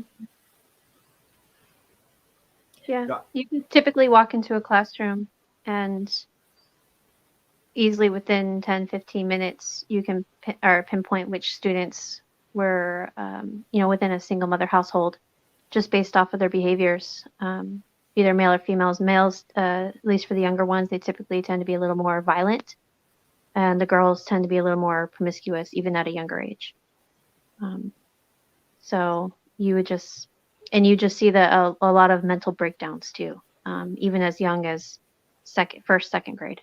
Easily mental breakdowns constantly. We had one boy that would just run around the school, and we had to almost tackle him almost daily because he was with a single mom, wanted to be with his dad, and he just could not mentally handle it. And his mom she didn't know how to handle him. So we got to deal with it. Actually, Marie has an example. She witnessed a seventh grader. Seventh grader. The student. Yeah. Oh, the boy. Yeah. Yeah. You should tell Psych about that, because this goes back to us how fucked up our structure is here in our education system. Like, she literally had to witness a special ed student that can't even communicate properly, like a mother putting that kid through a transition at 7th grade. Like, Yeah, he was able to communicate, but again, though, his level of communication was not at a 7th grade level. Right. So you could understand him, and he was able to, get points across, and he was actually very good at math. His level of math was actually higher than everything else that he did. But yeah, his single mom, I guess, decided that he wanted to be a girl. So she went ahead and got him on hormonal therapy treatment. And while most boys, their voices, start changing around 7th, 8th grade due to puberty, 9th grade, his was staying very, high pitched. And in 7th grade, he was growing breasts. And we already have, sadly, a stigma. Kids are usually, though, fairly good with kids in special education, especially in elementary and middle school. Even in high school now, you see a better understanding for kids in special education. But they're already at a disadvantage. They're already can be made fun of. They're already, kind of the outsiders already at the school. And so when you add in now a boy who is growing breasts with a high pitched, and then she allowed him to legally change his name. So this student who, wasn't even, it was in 7th grade, but could not comprehend at a 7th grade level, was legally allowed to change his name to a female name, was every day getting, or I'm not sure if it was every day, but getting those injections to change him from a male to a female. And I also saw it, I told Mandy as well, we had a 3rd grader. The mother didn't do injections, but she chopped off her daughter's hair because she always wanted a son and she only had 3 daughters. So she decided her youngest daughter was now going to be a boy. So on Friday, she had beautiful long black hair. Left school. Come Monday, she had a haircut shorter than yours. And she mysteriously now got a boy name, and that's what we had to call her by, but she never answered to it. And then when her hair started growing out, I remember she literally looked at me and, she said, "Hey, Miss C, I guess I'm a girl now." And I was like, "Why is that?" And she goes, "Well, my hair is longer now, so now I'm a girl. Boys only have short hair." And so it's this trauma that is going on. And I sent Mandy the books too. I don't know if you ever seen any of the books that they're showing or trying to read to kids as young as kindergarten. And it's always about boys transitioning, boys wearing pink in the books. And they're reading them to preschool, kindergartners, and they're trying to tell them that it's okay. You know, thankfully the elementary school I was at, we did not do the bathrooms where the kids would, you know, girls would be able to go in boys' bathrooms or whatever. But I left education and probably will never go back into it. But that's just something, though, that you would see on an everyday occurrence. There were teachers there and staff that did not agree with it. Oddly enough, my principal did not agree with it, thankfully. And but then you have other teachers and parents that are pushing towards it and demanding that we have to accept it. And if not, then you're going to get fired. We don't need you as a teacher. So that's just something, though, that's going on. My sister-in-law was also a teacher. She started seeing some things as well. She's now a stay-at-home mom, but she's like, I can't take this. She's works in California, though, but she's like, I can't deal with this anymore. So she stepped down herself. And most teachers are doing that. Most of the people I worked with, many of them are either stepping down or going towards private schools, because those are the areas that are currently still safe from all this leftist ideology and the feminist stuff that's coming into the schools. You know, I mean, it is interesting how I just want to make some general comments. I mean, obviously, this is all very horrific stuff. That, you know, because I think that what this does is it puts a chill on development, like, quite deeply, because in some sense it's forcing people to, instead of bootstrapping their life to some degree so that they can start understanding their life and developing their understanding into a sophisticated, you know, kind of moral compass or something like that. Instead, it's making them all be forced with, okay, well, I can actually change reality. I can force people to address me differently. You know, like this, you know, like, I can argue with reality, and I can have an argument that other people then have to feed energy into that, you know. So it's like, it's basically forcing people to have this kind of sexual obsession, you know, where this would usually be something that would just be bootstrapped, and now it's like, what are you going to do about it? You know, so it's okay. So let's say you're a girl and you don't like girly things and you like other things. So then you could be a tomboy. You know, you can develop your interests. You can develop your intellectual, you know, capacities into something. But no, instead it's going to be all around who holds this cultural king of the hill, you know, like who fights over this orthodoxy or whatever, and the language games, you know. So it's like, it just becomes a kind of a psychological mindfuck of, you know, like, who controls the language. And it's completely juvenile, you know. Like, this means that people will all of their developmental energy is going to be put into how I express, you know, my gender role, you know. Like, it's so juvenile, you know. It is so, it locks you down into, you know, like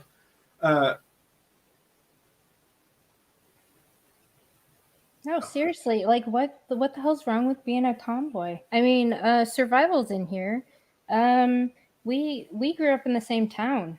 Like, if I would have grown up in a different environment with the way my mom used all of her children as tools to gain something at any point in time, like, I could totally see if I grew up in a middle class household in a community that, you know, the environment was all supporting that shit, like, that totally could have been my life.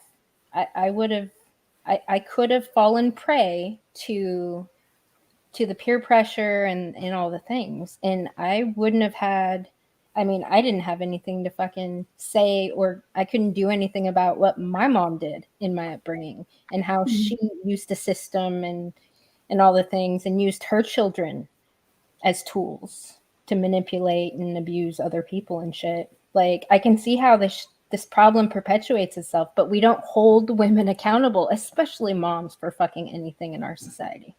No, but then also too, now, not only do you have the mothers promoting this and pushing this, but you also now have the female teachers, you have the female staff, you have the female school boards. You know, and if there are some men in there, they're usually just kind of clapping along. So but like, okay, in survival, like the community we grew up in, I feel like I recall a good 50-50 was men and women teaching us. It wasn't predominantly women when we grew up. Now it's predominantly women, and it's I mean, and coming from academia, and because you have to have a degree, right, to even be a teacher, like Correct. the women have displaced the men in the teaching professions. So, and they all are fucking feminists and play all these fucking stupid games. Yeah, at the elementary school I worked at, we had, out of the entire school, we had 2 teachers that were males. One of them was the PE teacher, and the other one was the art teacher.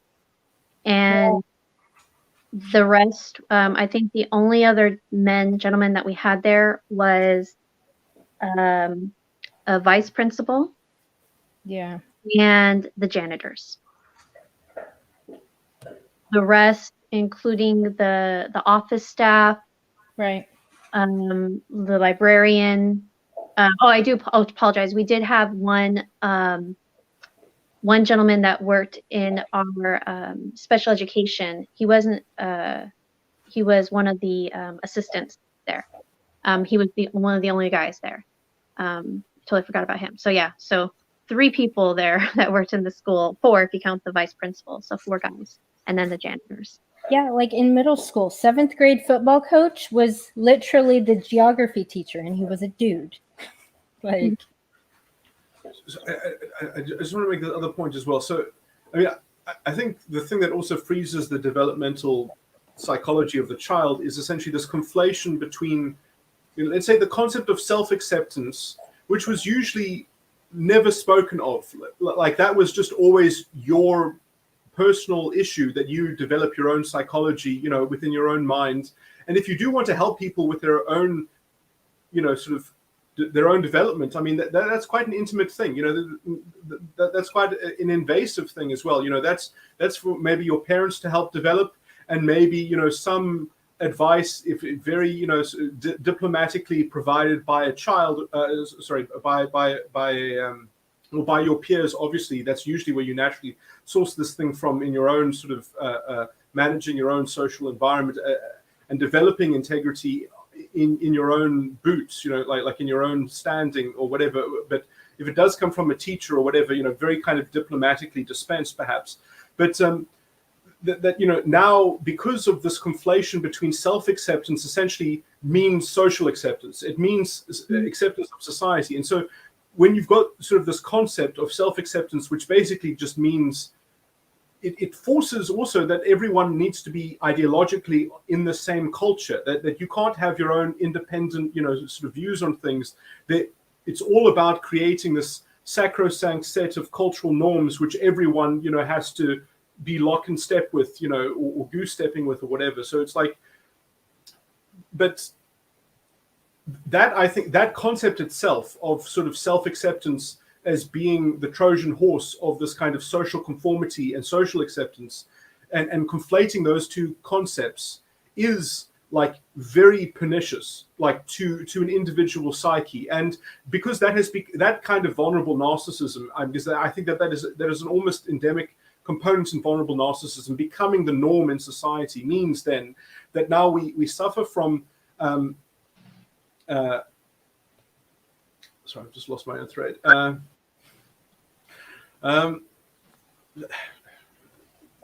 well, it is becoming the norm.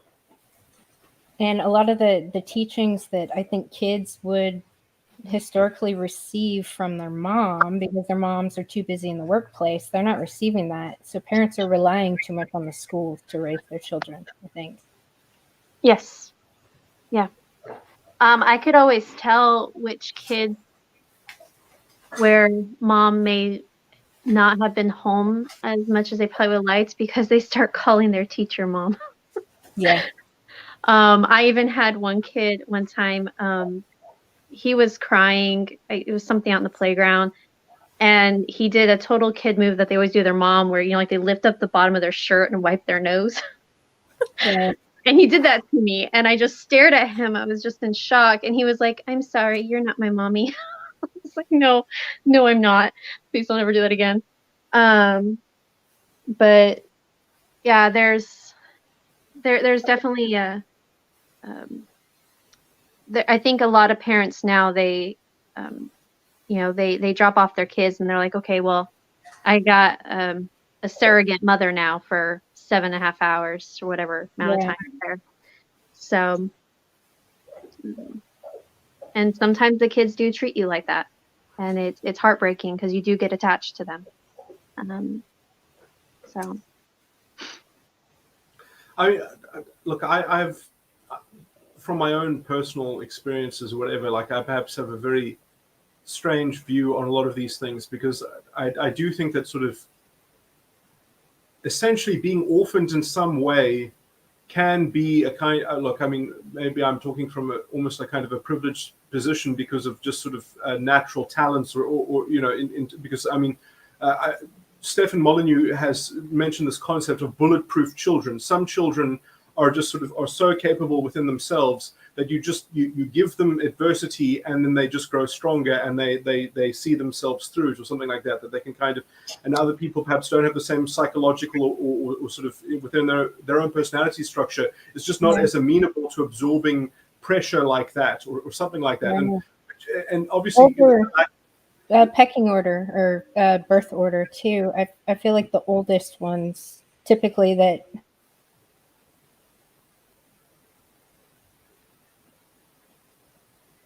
through time. I think you're slightly frozen on my screen, Mandy. Oh, sorry, no, it's back. Okay, so it's back. No, I was just talking about like the birth order. Like the firstborn typically is going to have more responsibility, therefore develops more fortitude when it comes to a lot of stuff. Yeah. I mean, I'm sure there's genetics and environmental shit that play a role, but also the level of responsibility I think one gets at a young age also helps. I mean, I wanted to almost provide a little bit of an excuse for some parents in the modern time, because I do think that a lot of this might be symptomatic of the general cultural depravity that we already sort of sit with. And so in some sense, people are perhaps orphaning their children to some degree on purpose because they want them to plug into, or they expected that their upbringing is going to be culturally the same as their own, that they were allowed to develop into their own person and have their own independent views. And they didn't know that sort of there are these cloud ideologies which are sort of being showered onto these children, and this, that you must tether yourself to the groupthink, and in such a toxic, but I was, in some sense, this might be I'm very hopeful that this generation, when it does hear a clear diagnosis as to how their upbringing was fudged or how it was, broken, essentially, that they will have a better understanding and a better resilience against, that, in some sense, it's quite sad that maybe this is just like, this is how things cycle around, and that, this is a generation that will hopefully in the future be very aware of this kind of toxicity. But I was just basically going to say that, sort of that how people are being orphaned into developing into this culture of groupthink is perhaps and yes, it's going very badly for people in terms of what they're being indoctrinated in and stuff like that, but that this is almost sort of the open potential and the open possibility of having an independent culture that is actually homegrown, that develops out of rebellion in some sense. Because at some point, we have to hope that the new generation growing up is going to reject this kind of enculturation, that they're actually going to say, we actually see the ingredients to having a counterculture push that will eventually, supplement or substitute and supplant, this corrupt cultural edifice. So, that might be what's happening in the works, that we are going to have a youthful generation at some point that will actually have enough of the ingredients available to them, sort of in the zeitgeist, that they can actually see a way through a synthesis that resolves. Yeah, but, I don't have a lot of faith in that because of technology and how fast stuff spreads now. Like my son is 17, and the bullshit that he has to deal with from his own peers.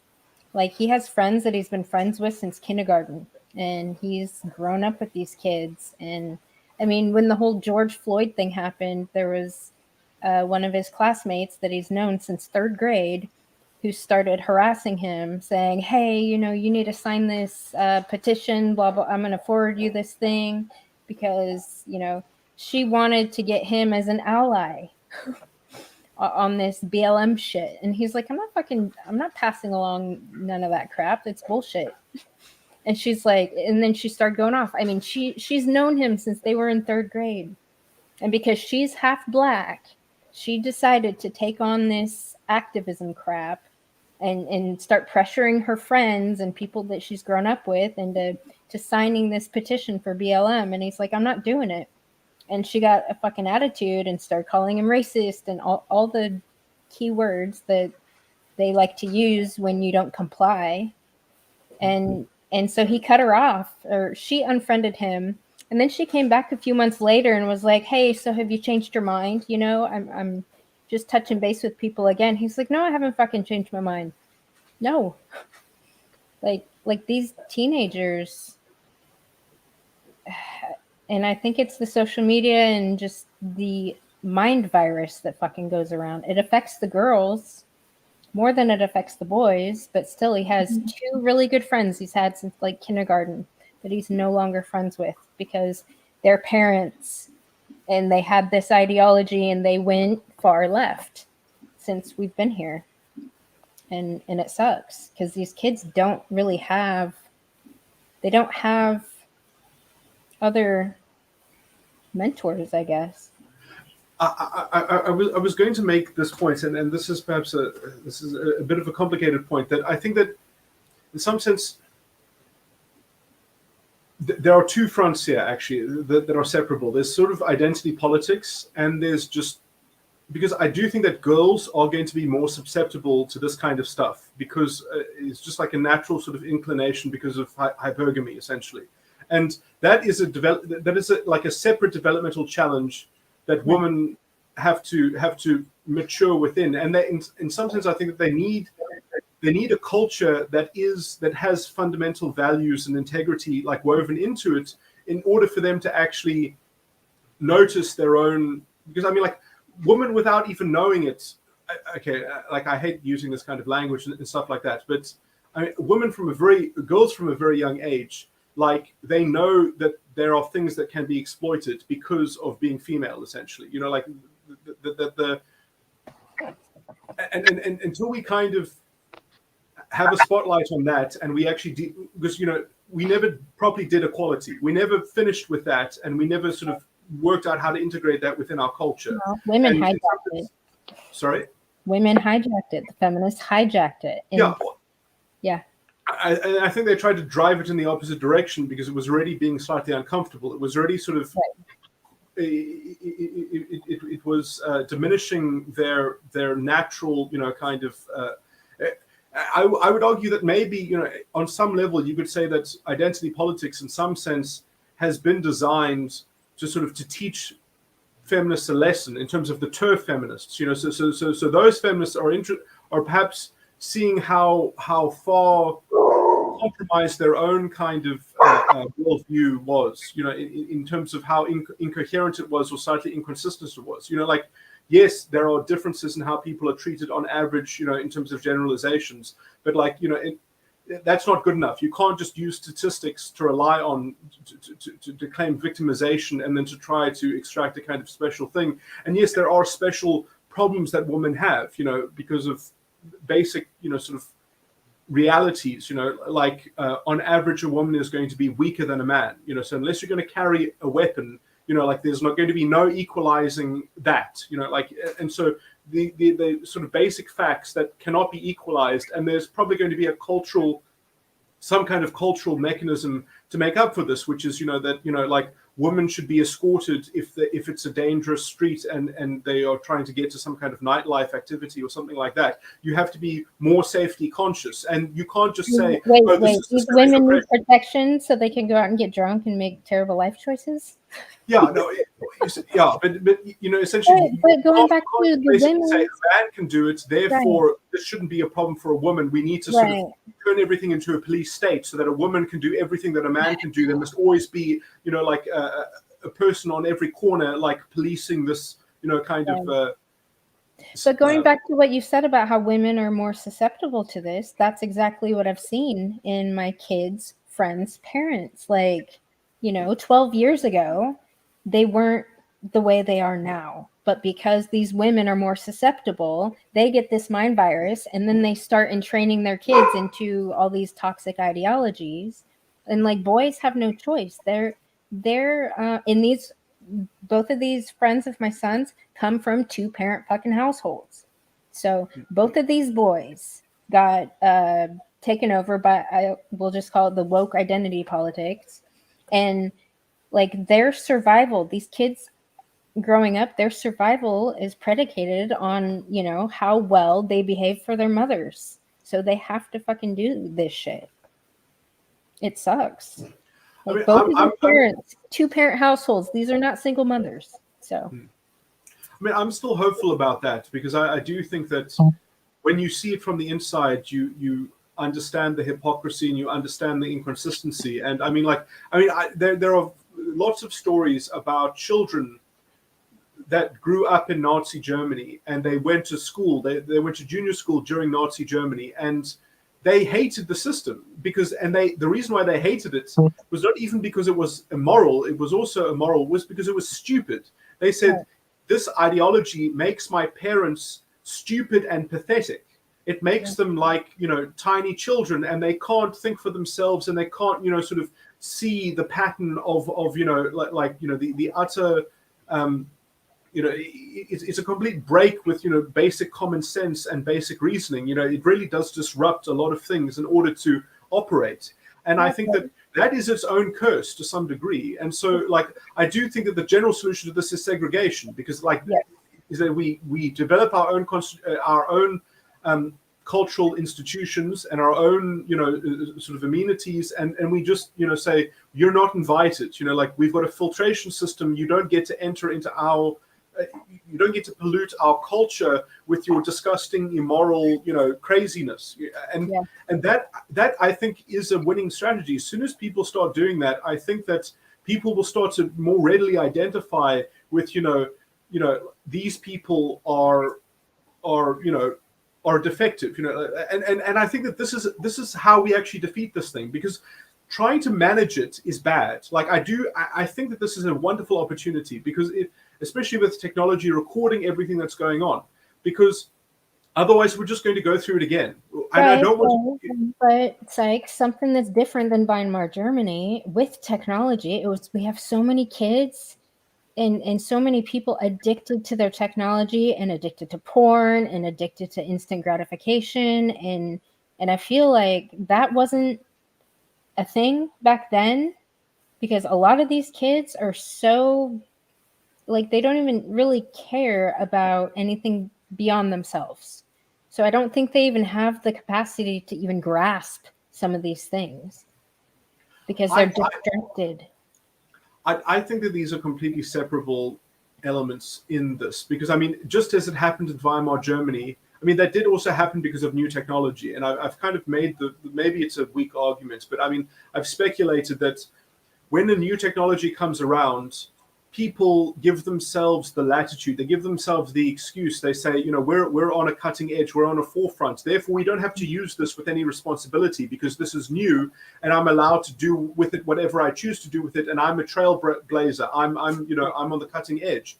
Whereas as soon as it starts becoming old hat, as soon as we have some experience with it, then the counter argument is that, like, well, yeah, this, you know, you're hurting yourself because you're choosing to engage in it in this way. Just don't engage with it in this way. You know, like, I mean, maybe some platforms are just like fundamentally corrosive. You know, like maybe Twitter is just fundamentally for people who are superficial, who just want to get into a kind of into a fighting, a kind of where there's no, I mean, where is the opportunity in Twitter to actually hash something out and to actually sort of negotiate a settlement? There's not. And I like Twitter, but I don't use Twitter like other people. I use Twitter to leave links to these discussions on people that I follow's comments. Yeah, that's how I use Twitter. I get quite a bit of traffic here from that,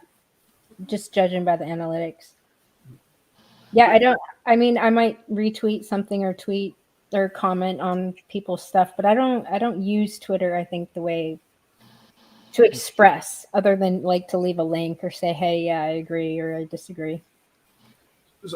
So I mean, I do think that it's sort of, there's nothing wrong with the technology. It's how you use it. And exactly. I do think that how people are using it is a perfect reflection of their own lack of integrity.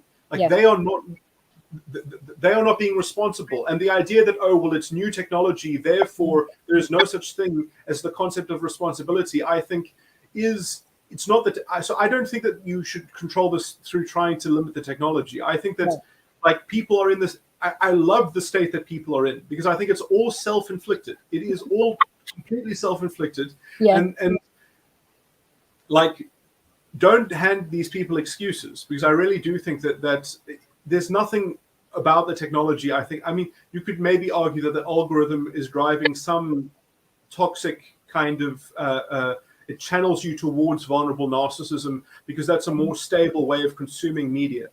Right. You see this stuff as a net positive, and like you have a lot more sympathy for these crazy bitches than I do. Like their mental illness spreads. They literally make other people crazy, because we have that malignant tolerance, and we have this thing where we're like, okay, all inclusive. Let's give this fucking idiot with bad intentions a platform to fucking speak, when we should just be, like you said, segregating ourselves from them. Yeah, no, I think my position is completely consistent. I mean, the problem is that we don't have institutional integrity that reflects individual integrity in a way that we can be resilient. And because I mean, like, so I'm just saying that we haven't developed within culture, society, and institutions enough of a gatekeeping. Because I mean, that's the problem. I mean, that's why we have the corruption that we have, is that because the gatekeepers are all part of the corruption, because they don't have proper grounding in anything that they do. There's no real integrity there. Well, they feel sorry for people. They see their childish behavior, and it's predominantly women who fall prey to this. They make excuses for people's childish behavior. I think it goes back to biology. I think women are more susceptible to feeling compassion, or feeling sorry for people and kind of letting things go, whereas men are typically more strict with the boundaries. I mean, the summary reduction that I have that also ties into the hypergamous thing is that women can get away with treating themselves as not just an individual, but as an individual plus the hypothetical future infant that they might raise with a man, and therefore they're not limited into representing their own interests. They can also represent the interests of this hypothetical future infant, which is part of their identity. So it's like how you're treating them is not just how you treat an individual, you're treating the future generation as well simultaneously. So they can take the significance and the importance of the future generation, they can represent it culturally, and then they can extract demands for that. And so when they are being childish, they are saying, well, subtextually, how would you treat an infant in this situation? How good a father would you be? So they can kind of leverage, they've got two positions that they can try to extract from, or they can try to negotiate from. And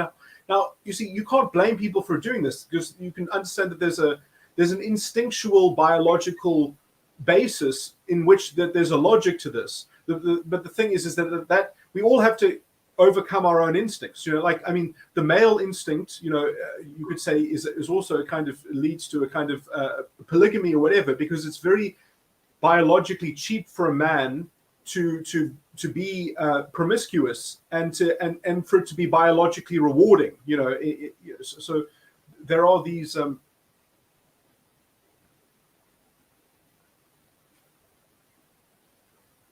I mean, there are these asymmetries, or it is different for men and women, and culture mediates this stuff, and you can get a state and culture which transparently kind of contends this, because in some sense, how you overcome it is not by ignoring it.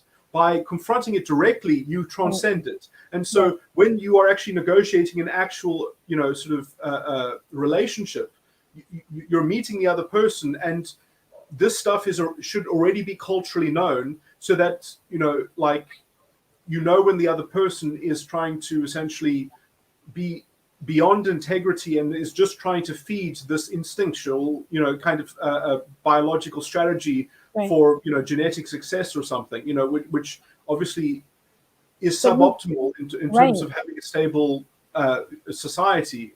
But you can't negotiate with somebody that does not have the ability to think of anybody besides themselves. You cannot fucking negotiate with these people at all. And that's what these universities are doing. They're creating more, I call them fucking domestic terrorists, because these classes are training these women to hate men and puppet all this SJW fucking nonsense. So they don't even come to any discussion with wanting to, even though they claim it, to understand anybody else's perspective. That they can't be negotiated with, because they fundamentally don't even see the opposite sex as human. And I don't get how that is even possible, but they treat people that way. They dehumanize an entire half of their population, the opposite sex. So how do you even negotiate with these fucking people?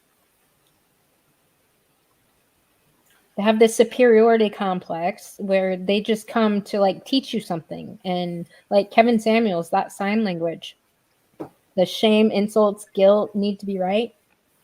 Yeah, that's all they know how to fucking do with their fucking mental gymnastic bullshit, as they're trying to dodge any kind of fucking truth and accountability.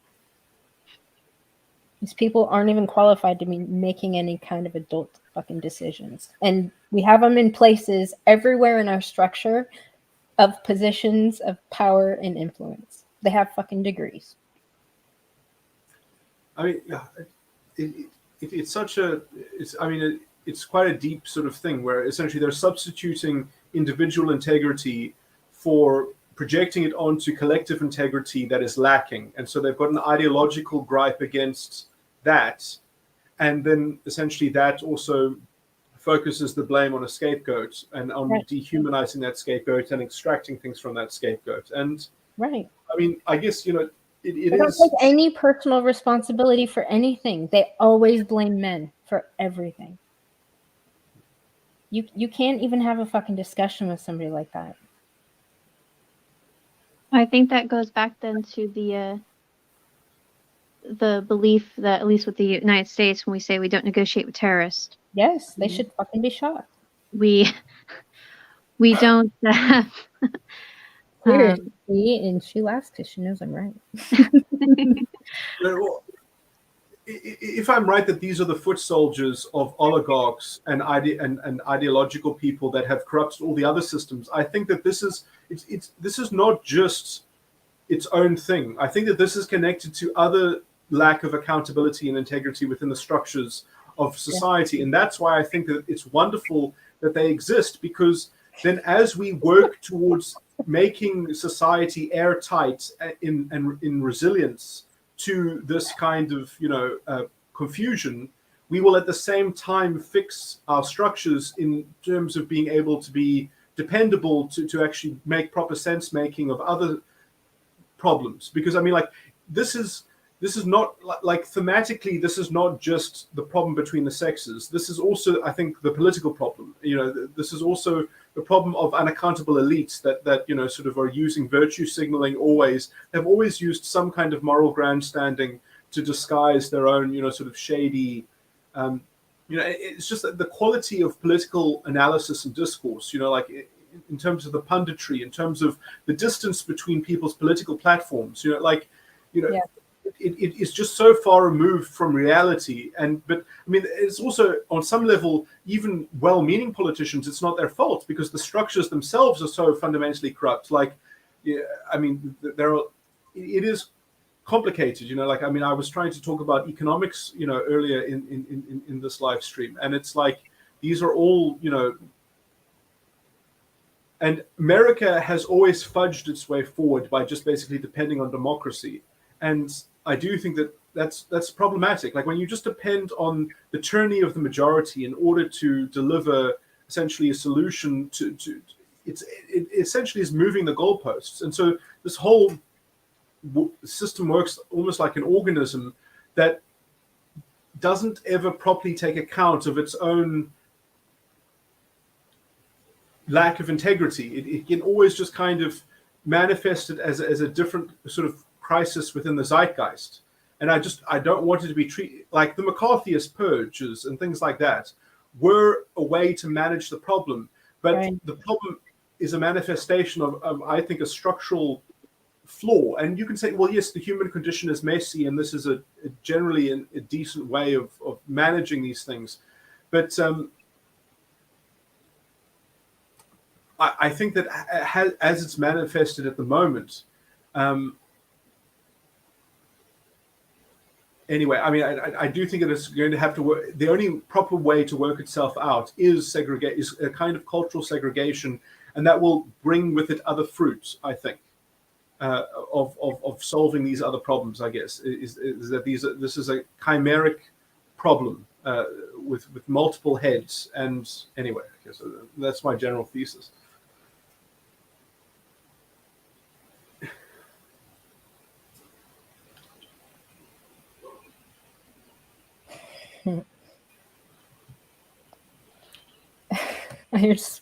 Iron Son Smith said, "My solution: let them have a cock for one night, and they'll understand. They most certainly will come around, and they will fall in love with men again."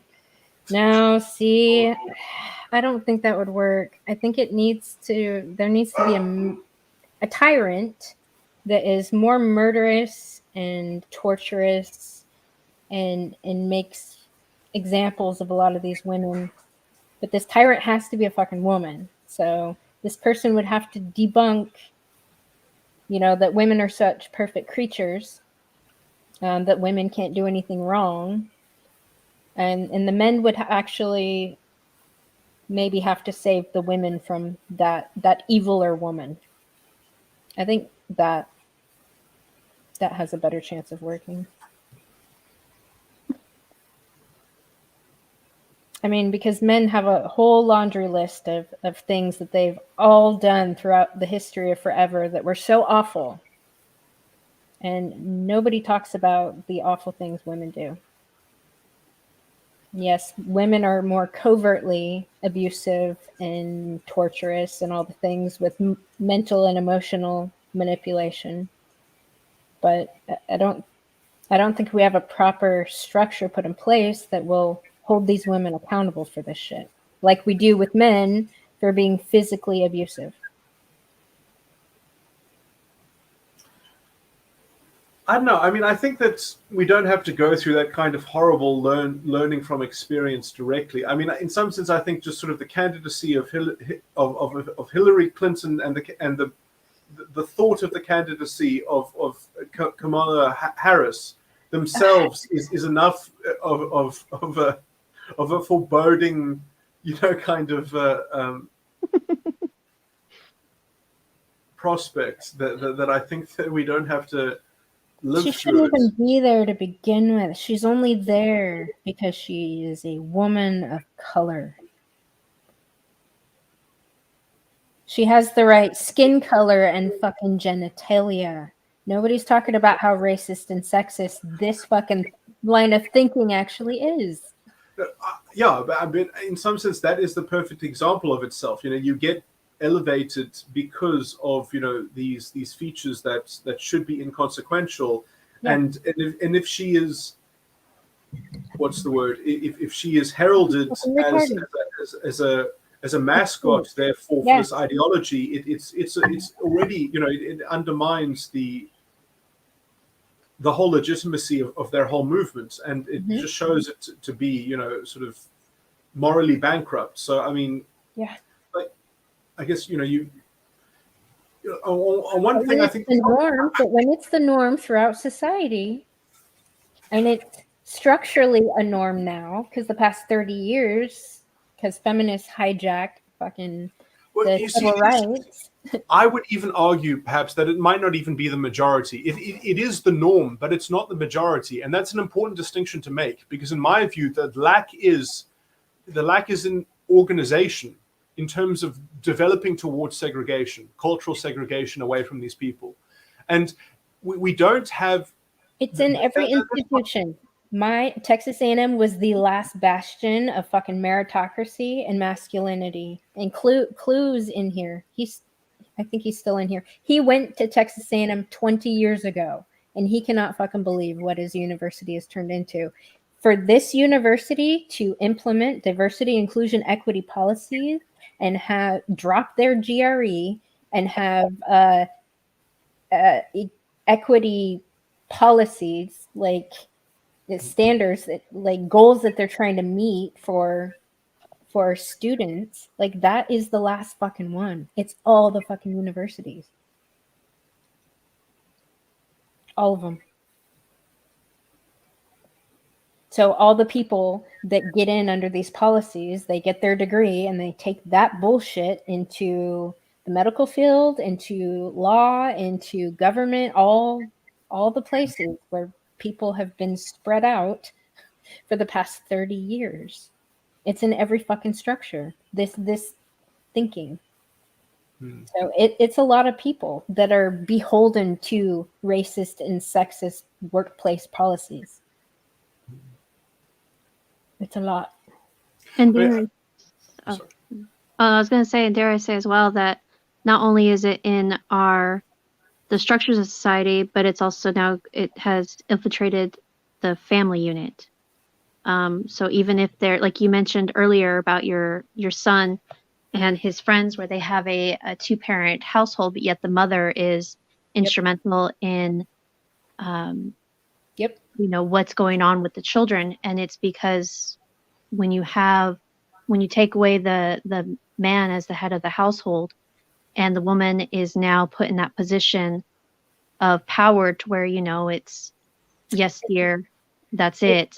Then it's not even, Marie, it's not even like these two families specifically. The men are the head of the household, but the mom is responsible for.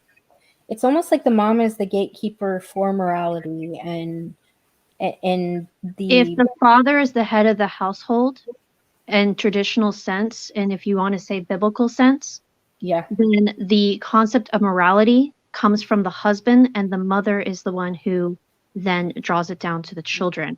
It is not her who dictates their level of morality. Right, but he's the one responsible for teaching it. Right, but then you have the husband as the head to ensure that things are done correctly. Right, so, but these two families specifically, I mean, it's kind of traditional, and actually one of them is very fucking religious. They heavily rely on the church for a lot of things. But then you also have feminism infiltrating the churches to where they are now promoting women in areas of pastoralships and leading congregations.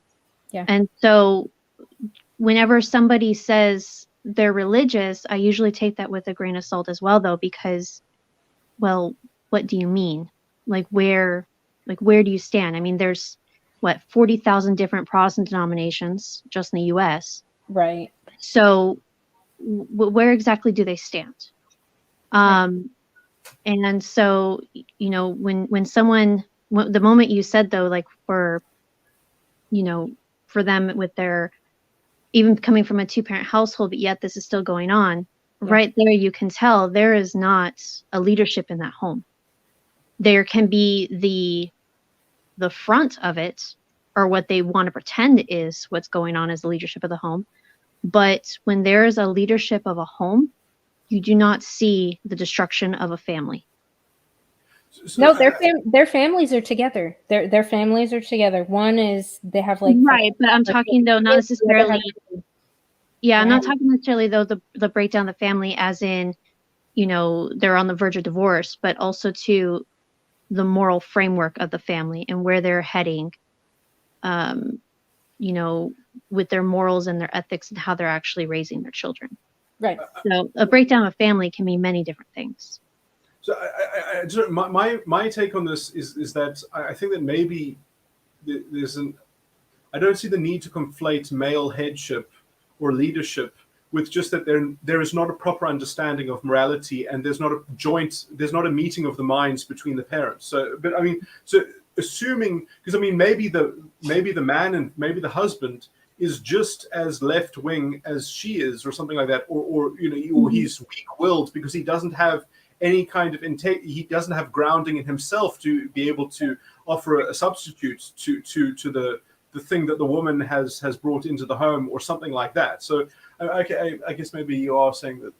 So the onus is on that there's no masculine grounding in a real understanding that's capable of actually imparting that, or something like that. But I mean, that is problematic, because in my view, religion itself is part of this problem, within the American setting at least, because I do think that there is a kind of, this is going to sound very convoluted, but in my view, America is kind of like a weird kind of cultural Catholicism, because when you depend on the democracy, you depend on the moral sentiments of your neighbors to create what justice means in your society. And so, you know, you are kind of morally tethered to the lowest common denominator in society. You know, like you are morally plugged into that. And so, you know, if you don't believe in the democracy and you don't believe in the collective, you know, sort of culture and what it's producing, then you know, you're kind of, I think that's part of the American sort of ethos to some degree. And I mean, obviously there's also independence in the American ethos, but when justice itself is not independently guarded, you know, it's only guarded by the Constitutional Bill of Rights, which in my view are void for vagueness. They are lines in the sand which can be redrawn at whatever, because the democracy gets to interpret, you know, how those things, you know, in fact, the democracy can change the Bill of Rights if it wanted to. The democracy can remove them all. So I mean, it's sort of, it's window dressing in my view. Sorry, I'm making a very unfair sort of huge polemic here, but when you live in such a political structure, I think you've already invalidated the idea of understanding and sort of moral integrity, that you because you've already plugged it into a kind of the zeitgeist. You've already sort of made it vulnerable to democracy, and the individual citizen already doesn't have the ability to go to court and just make reasonable arguments unless you're using the legislative law that is already on the book against itself to try to counterbalance itself. You have no help. You know, you can't call on universals and values to help you within the American system. You are shackled to the kingship of the democracy. And I think that if that political system imprints on you, then you are already kind of not capable of standing up to things and having proper grounding, because the ground is always shifting depending on sort of what the fashion is on it, or something. Sorry, I'm making a very broad cultural. No, that's how the left operates, though. I think because women have overrun and dominated it, and feminists have dominated our culture, and they've made everything fucking subjective and based on feelings, and they typically are allowed to move the goalposts all the time.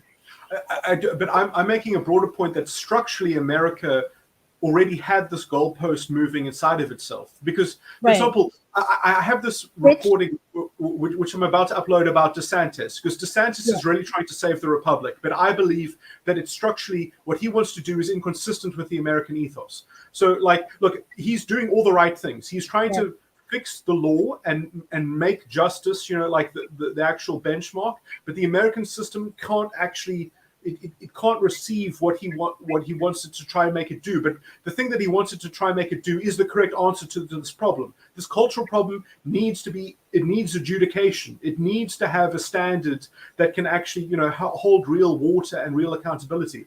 The problem is he's trying to hold the private sector to a higher standard than the democracy itself is held to. In my view, that's slightly inconsistent. So it's like he's saying now that, for example, companies like Google and all these, this is going to be a bit of a convoluted moral argument here, but he's saying that these people, DeSantis is trying to invent a new constitutional right. If I can just, this is just a summary version, so I don't have to get into all the weeds.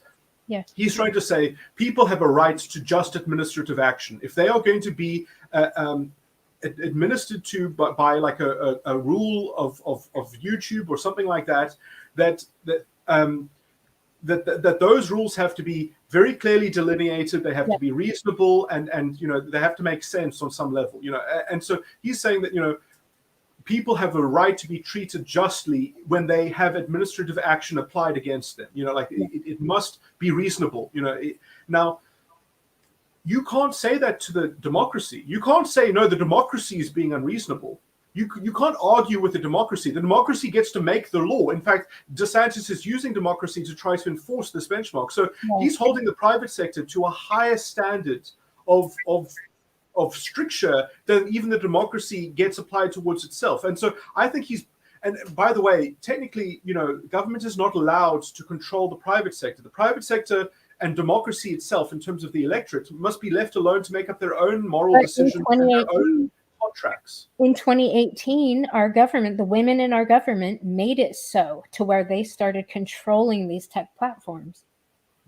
The feminists are really good about tying private shit to the government, and they were able to do that in 2018. So anyway, I'm just trying to show the slight inconsistency of DeSantis' solution to this problem, which people can say, oh, that's a very abstract, finicky problem that you're inventing there. But that obviously the democracy must be able to have the latitude to be able to do this. But then, in my view, you have structurally invented now, quite plainly and obviously, the tyranny of the democracy, or the tyranny of the majority, and it's even cutting into the private sector and regulating the private sector. Okay, now, in my view, the only way you do need to regulate the private sector in order to something like guarantee just administrative action. People need just administrative action in their life, but that already breaks the American ethos and paradigm, where you just are free to contract in your private in your private estate and your private affairs how you want to do that, and culture determines that, and the culture of freedom determines that. If you want to impose just administrative action as a standard over that, then you have to have a source of law, and you have to have stricture in law and principles and values which are even independent of the democracy, so that it cuts both ways. You need a sword that cuts both ways here, and the judiciary is the only branch of government that's capable of doing this. But the American judiciary has never operated this way. The American judiciary has never been independent, as it were. It's always been set up by the democracy, and it is the secretary that administers the rules that the democracy has developed. And then the democracy can always just move the goalposts, and when it precipitates a problem, it just makes a new solution, and the law is always changing. And that is not the rule of law, because you need laws of general application, not in terms of how they are procedurally imposed, but in terms of their substance. Needs to be a law of general application, which means the law must always be the same in principle and in values. But you don't have enough values in your constitution. You don't have enough principles in your substantive legal theory. It's all just produced by the democracy constantly. And so because everything is plugged into the democracy, you just, in my view, it's built on sand. You need the rule of law to have proper accountability, to have a proper benchmark. And that's how the SJWs are getting away with their relativism, because the American system is built on democratic relativism. You don't have a proper conception of justice. I've repeated this multiple times, so I don't want to rag on your ear too much. But so in my view, this gets into the religion. In my view, people say that politics is downstream of culture. I say culture is downstream of the legal theory. And this is what is making everything sick. Because also, and I can put this in a purely religious frame, is that when democracy is your king, you are cursed. Whenever you have a king, you are cursed. If you have a worldly king, you are cursed with the question, is our king one of the prophets? And so if you constantly have to ask yourself, is democracy one of the prophets? Is democracy a false prophet here? Was it being a correct prophet? If you constantly ask that question in your own religious integrity, in your own internal locus of control. You are not looking for the gift of prophecy because you're looking for it in your society. You're looking for it in the participatory structure of the collective. And that is a poisonous question. And if you have the rule of law, it answers the question and it stops that curse. And because the answer to the question is no. When you have the rule of law, your king is the law, and the king is not a prophet. So you don't have to ask, is the king one of the prophets? Because you know the answer already. The answer is no. It's just politics. It's just politics. That's politics. If I want to get into morality, that's my own individual. There's an actual separation of church and state. But in my view, in the American structure, the American culture has this Catholicism. You actually have this because you have to vote with your moral sentiments with your neighbors in order to try to capture the justice. Otherwise, you're going to be in an unjust, the integrity of the moral sentiments of the people have to keep on being funneled into the democracy. And that's where all the corruption gets hidden, in moral grandstanding, because you don't know if you've got a religious problem in your politics or a political problem in your religion. And you got both. It's an insoluble riddle, and it'll never be sorted out until you have a circle jerk of fuckery, isn't it?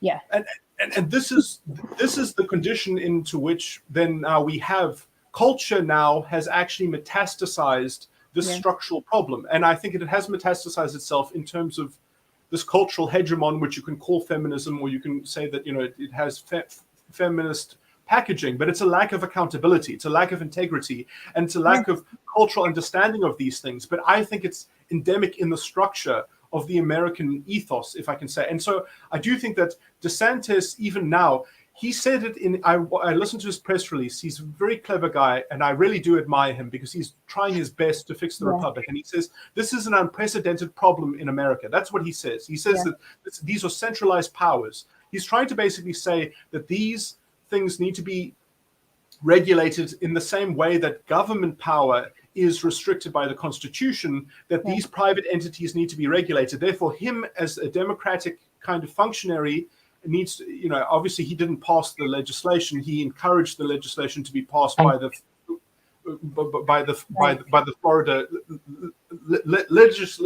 legislature. But in so doing that, he is actually breaking the American structure. You're not supposed to. Right, but part of our structure is the states are supposed to have more power than the federal government. Now, since feminists started getting into fucking politics, they've grown the government and they've grown it in each individual state. But the states are supposed to be able to be free based on who lives there and how they decide things are going to be. That's why we have some solid blue states and solid red states, because the democracy decided that's what was going to happen in that state. Problem is, the fucking solid blue states bullshit is spilling out into the federal government, and then they're mandating states do individual shit when they don't even want to do it. Well, what you say is technically exactly true, because technically, and Americans don't really understand this, but the American constitutional structure, which is really quite controversial from the Civil War, because essentially the question is, does the federal constitution bind the local states in terms of how it treats its own citizens? That is what the Civil War was essentially supposedly fought over on some kind of technical grounds. Is the state wholly independent? Because originally the federal constitution, the Bill of Rights, the right to freedom of all these things, does technically not bind your local states. It shouldn't bind the local state. It was when it was set up, it only bound the federal state. Only the federal state could not, when it says government shall make no law that infringes this or that, that government was the federal government, not the state government. Right. In 1950, the question was clearly answered. It said, no, these Bill of Rights also apply against the states. Right. Or I might be butchering it, but I know that there were. I might get the dates. Maybe my dates are slightly wrong, but this is. Right. This only became crystallized in very, very recent times, that it was very clear that the Bill of Rights does not apply against the state in relation to its own development of its own legal system. And so the states really were supposed to be their own countries in terms of their own legal theories and things like that. But now it's been homogenized under the system which already is kind of structurally weird. So America has become this kind of this homogenized sort of system, which in some sense, on a technical level, I think it doesn't really have the capacity to hold on to any kind of integrity, because maybe states could have come up with solutions to these problems. But right. And I think that seems to be what DeSantis is currently trying to do in his state. I mean, because he has more power and control in his state. I feel like Abbott would be doing more for this state if he didn't have to fucking worry about a border. See, that's where the federal government fucking totally dropped the ball, and why feminists don't fucking belong in the federal like in any government position. Thankfully, my state just voted in a new governor, and he's he's doing he's, I guess, on his first day he started reversing like critical race theory. He said will not be taught in any of the schools. He's looking at reversing all of the mask mandates, and a couple of other topics that he said that he was going to do. First day he was like, let's just get this done, and he started writing out his orders. So good. That's good. The states are supposed to have more rights over the federal government. The thing that with Mandy is what, and I apologize if I'm putting words in your mouth, what you're saying though is that with the rise of feminism, we started seeing the rise of daddy government, which now started to try to dictate, and seeing the states. I'm just going to, it's probably my teacher language here, but started seeing the states as, instead of individual adults, if you will, daddy government started looking at the states as children that needed to be put back in their place. I would call it a smother mother government personally, just because it's very, very toxically authoritarian and motherly.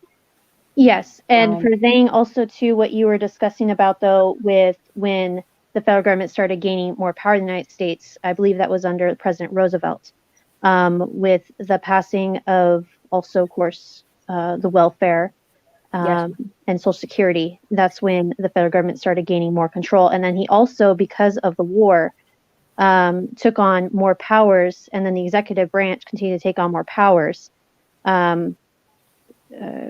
After that, as of course we went into not only World War II, but then Korea, then Vietnam, the Red Scare, the Cold War, etc. And now our government has just essentially exploded with the amount of power that they have. But feminists gloat about this has been their legacy. I mean, they run down a list of things that they fucking accomplished. They are so fucking proud about getting the government involved in family and personal affairs. They boast about that as one of the notches in their belt on all this fighting that they've done and all their accomplishments.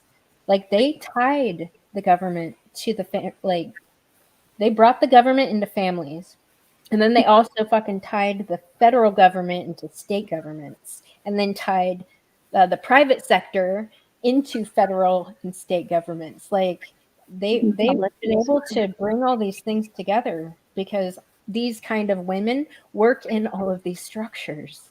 Well, and do whatever in the hell they want to do. Well, and I mean that comes down to, though, also at the end of the day, realistically, when women get together, that's how we operate. We put everything together.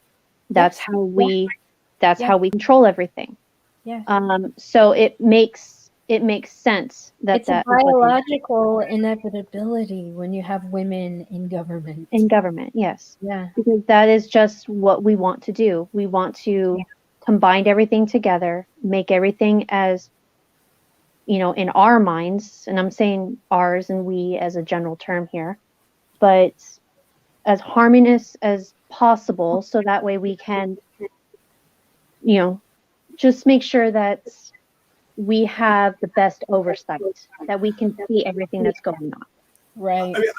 I don't think that women are problematic. I think the problem is that because there's no integrity in the structure to begin with, that when you try to harmonize something that is fundamentally structurally incoherent, then you're going to compound problems maybe, or something like that. But I think women are actually very good at understanding the lay of the land. If it is structured in a coherent way, they can, like, I think women of because they learn how to play culture by opening their eyes and seeing what's going on in culture, and they can take on a lot of structure in terms of, women outpace men in terms of education in the early years, predominantly because they are so good at assimilating information. They are.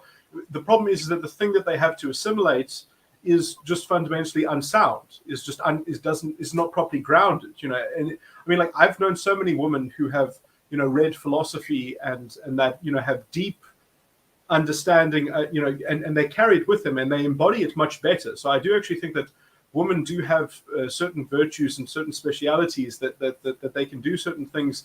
I mean, like, I've always found that being taught certain things by women were a lot easier in terms of understanding the entire system, almost the nature of the entire structure, sort of compounded together, that they do have this holistic view of things. And yes, if they are not ideologically infected and self-centered, if they are mature enough to operate within boundaries and a structure, and they have kind of a I would call it, I don't know, a moral compass that they fucking move from, where they don't try to do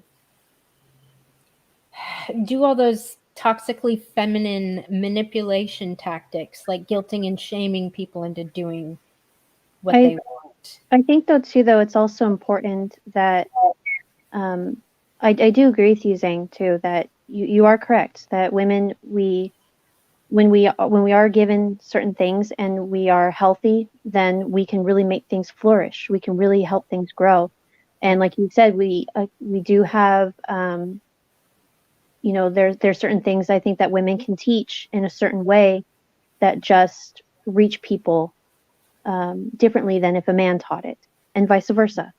But I think though I think with Mandy and I, we probably focus more so on, I think I want to separate feminist versus women. Right. And yes, most feminists are women, but not all women are feminists. Right.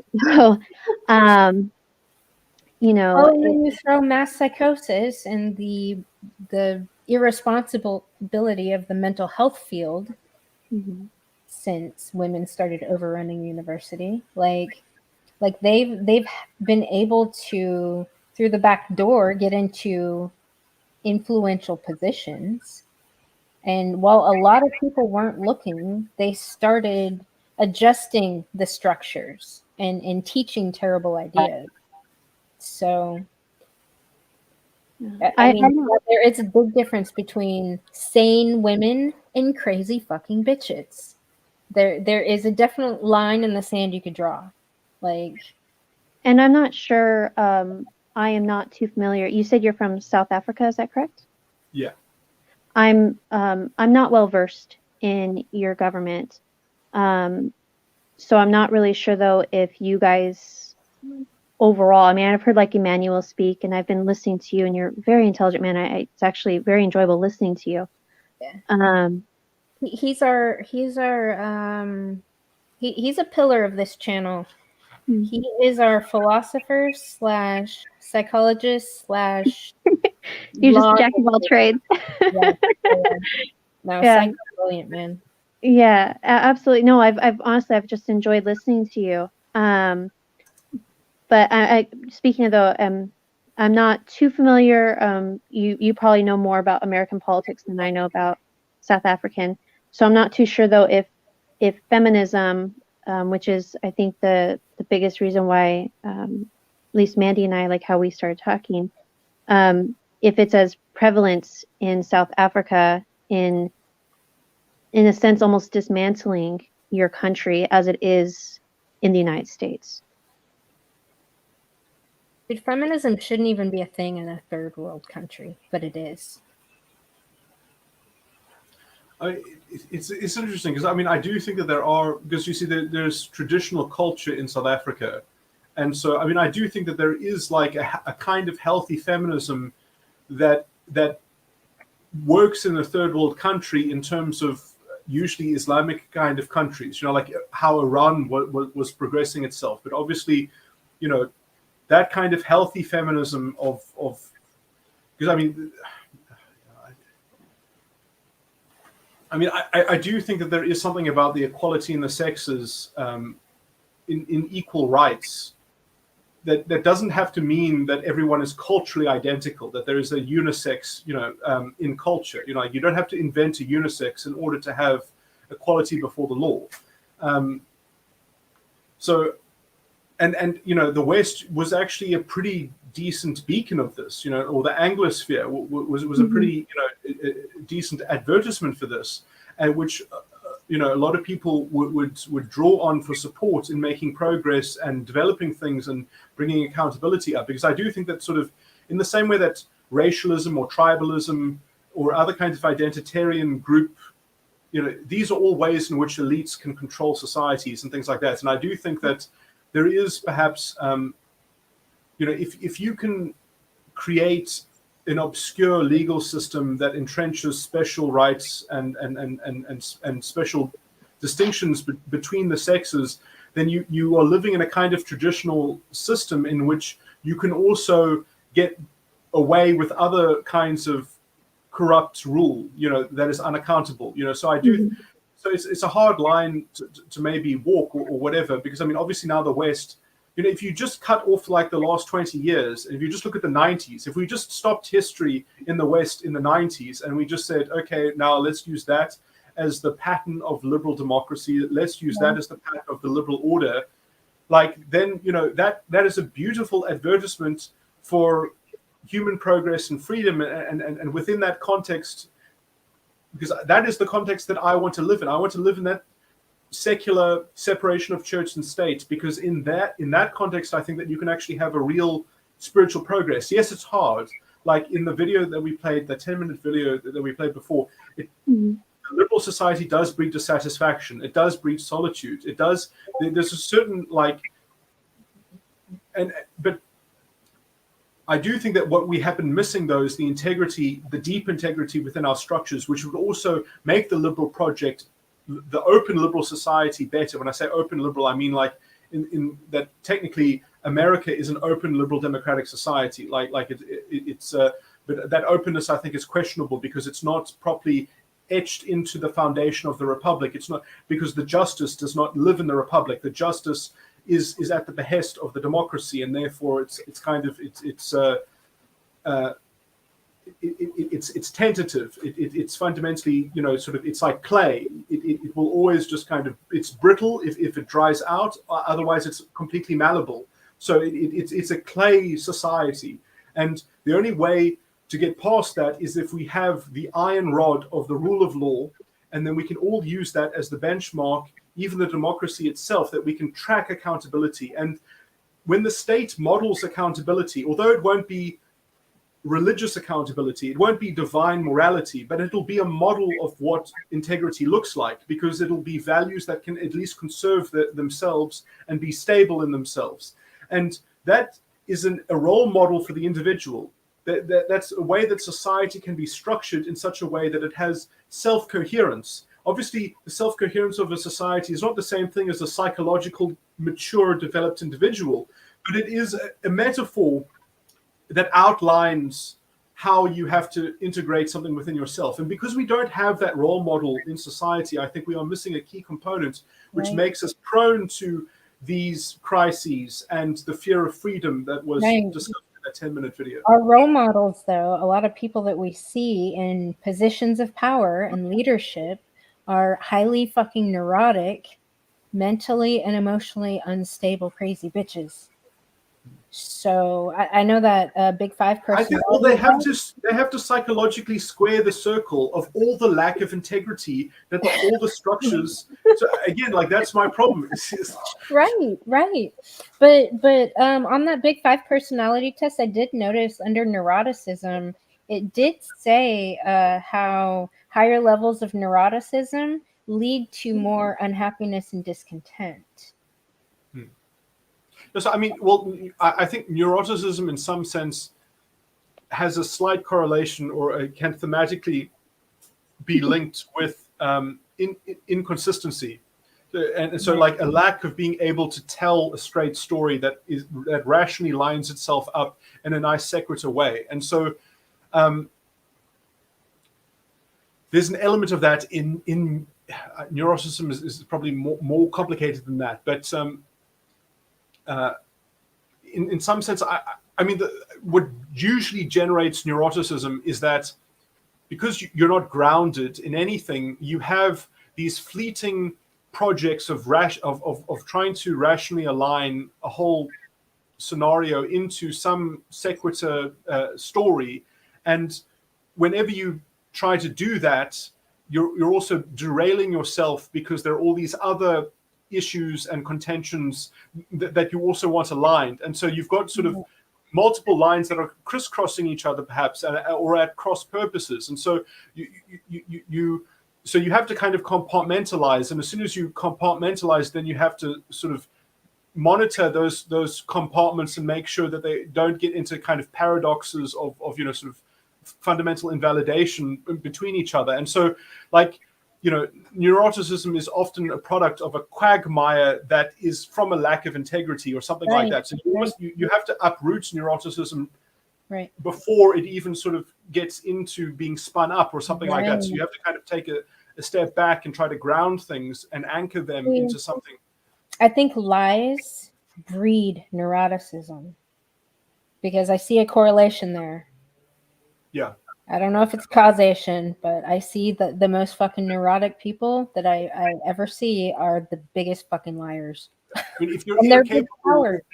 Yeah. If you're incapable of diagnosing dishonesty or like look or checking for it or something like that, then essentially, and this happens often because when people have dogma, because then they just want to they have a yes and mentality, because they just want to associate more rationalization with the dogma that is already at the core of their worldview. And so if you can't actually have the humility to self-correct and go back and to remove things and via negativa clean these things up and detach from things and to criticize and also to diagnose dishonesty, then you will endemically fall into sort of self-propelling never-ending kind of conflux or confluence of neurotic ticks and sort of threads that will always be entangled within and will keep on recreating themselves on many different levels. And I mean, like, women do get into this. And I do think it's because hypergamy is like basically becomes the formulaic dogma that they regulate their whole life around. And it does work in an approximate kind of reduction. Problem is that it is self-invalidating, because it's just like identity politics. Even if you win, you lose, because you can win the imagination. Your identity can get what it wants. You get more identitarian pride, but you don't get to share in that pride.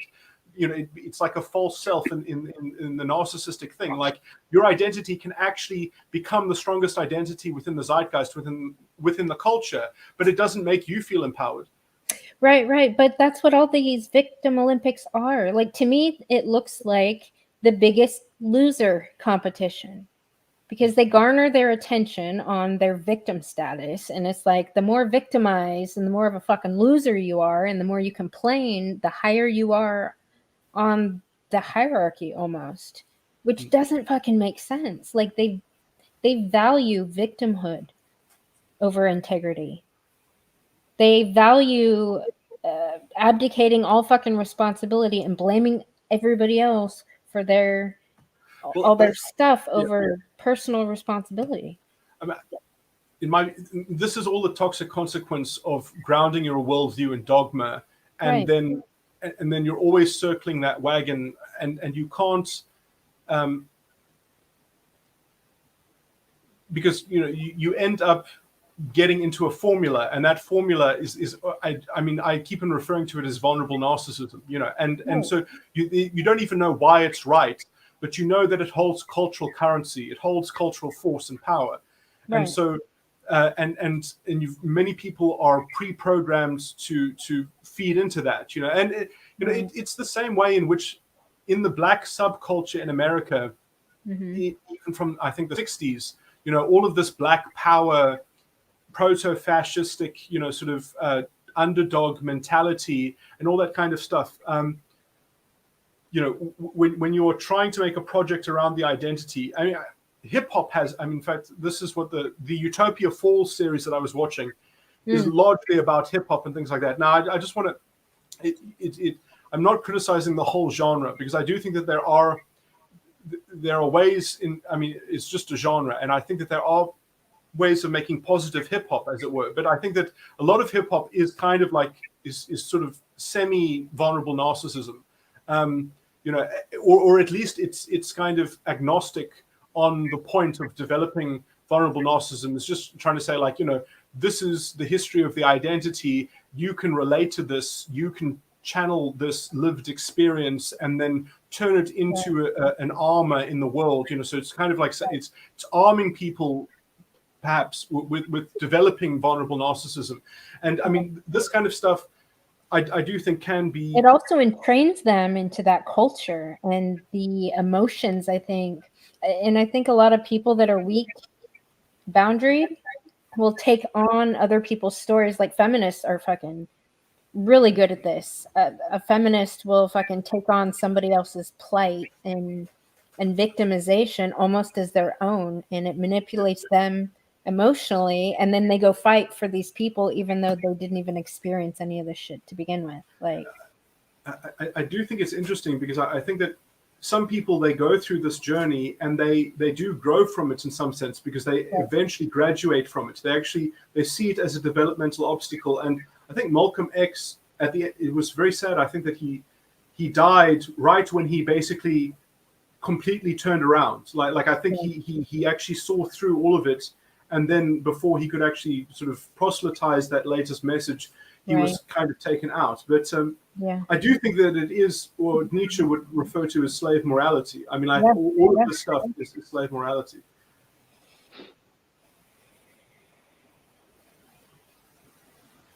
hi, Harley. By the way, now you're stuck with Hi. 3 women.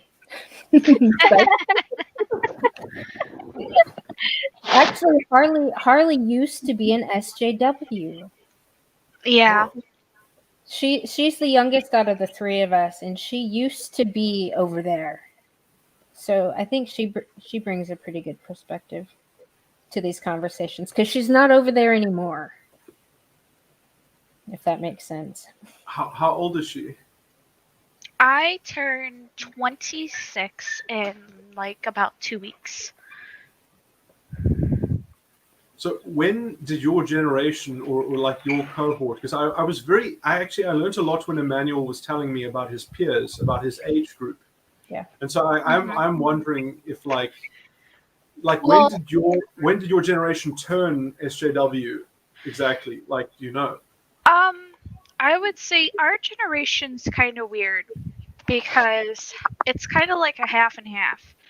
Half of us did and half of us didn't, because our generation is right at the turn of the age when computers were becoming more of a household thing, the internet was becoming more of a household thing, and that kind of helped to, kind of fuel a lot of this and create a lot of it. So I think that had like a big impact for us, because we kind of were, during that time, we were going from a transition phase of, before cell phones, computers, the internet was not a common household thing. But our generation, as we were growing up, that's when that was making that transition. More people had cell phones, more people had computers, more people had internet. And it was kind of a weird time to be around, because we weren't exactly around prior Well, Right. we were, but we were a little too young to remember it.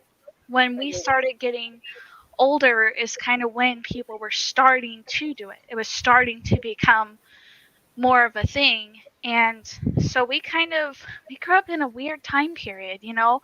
I remember being, you know, playing PC games and playing outside and stuff, you know.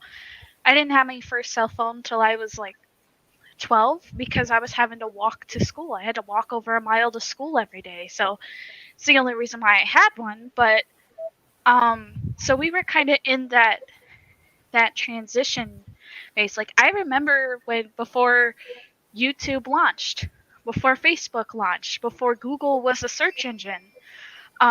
You know, so it's kind of weird. Like I feel really old, like saying that, but at the same time, it's like, you know, it really wasn't wasn't that that long ago. long ago. Right. It Right. just seems like it was. You know, Yeah. I remember seeing Windows 95 on computers. Most people don't even know how to use that anymore. I remember that. Yeah. So it's kind of, you know, we grew up in that weird transition phase. So like our generation kind of split. Um some of us went off into the realm of the internet to social justice warriors, to feminism, to that sort of stuff, while the other half of us kind of stuck more towards traditional and conservative values. And so it was just our generation's a very split generation. Yeah. And Harley was in the crazy bitch camp. She had all the different hair colors, and she was a feminist in the SJW. Yeah. So he can Um, speak from that camp for and a sure. lot of it was just a lot of naivety, and a lot of manipulation. You know, it was kind of like I was in my own growing up. Then I was kind of in my own little bubble. I wasn't Yeah. really exposed to like the real world and how things actually work in the real world until I Right. was in the real world. So Right. yeah, and that's when I kind of made that transition. And I kind of lost a lot of those values because I realized, like, you know, if you're someone who stays at home living off of welfare and, you know, you're internet influencer, you know, Right. that type of mindset um, would work.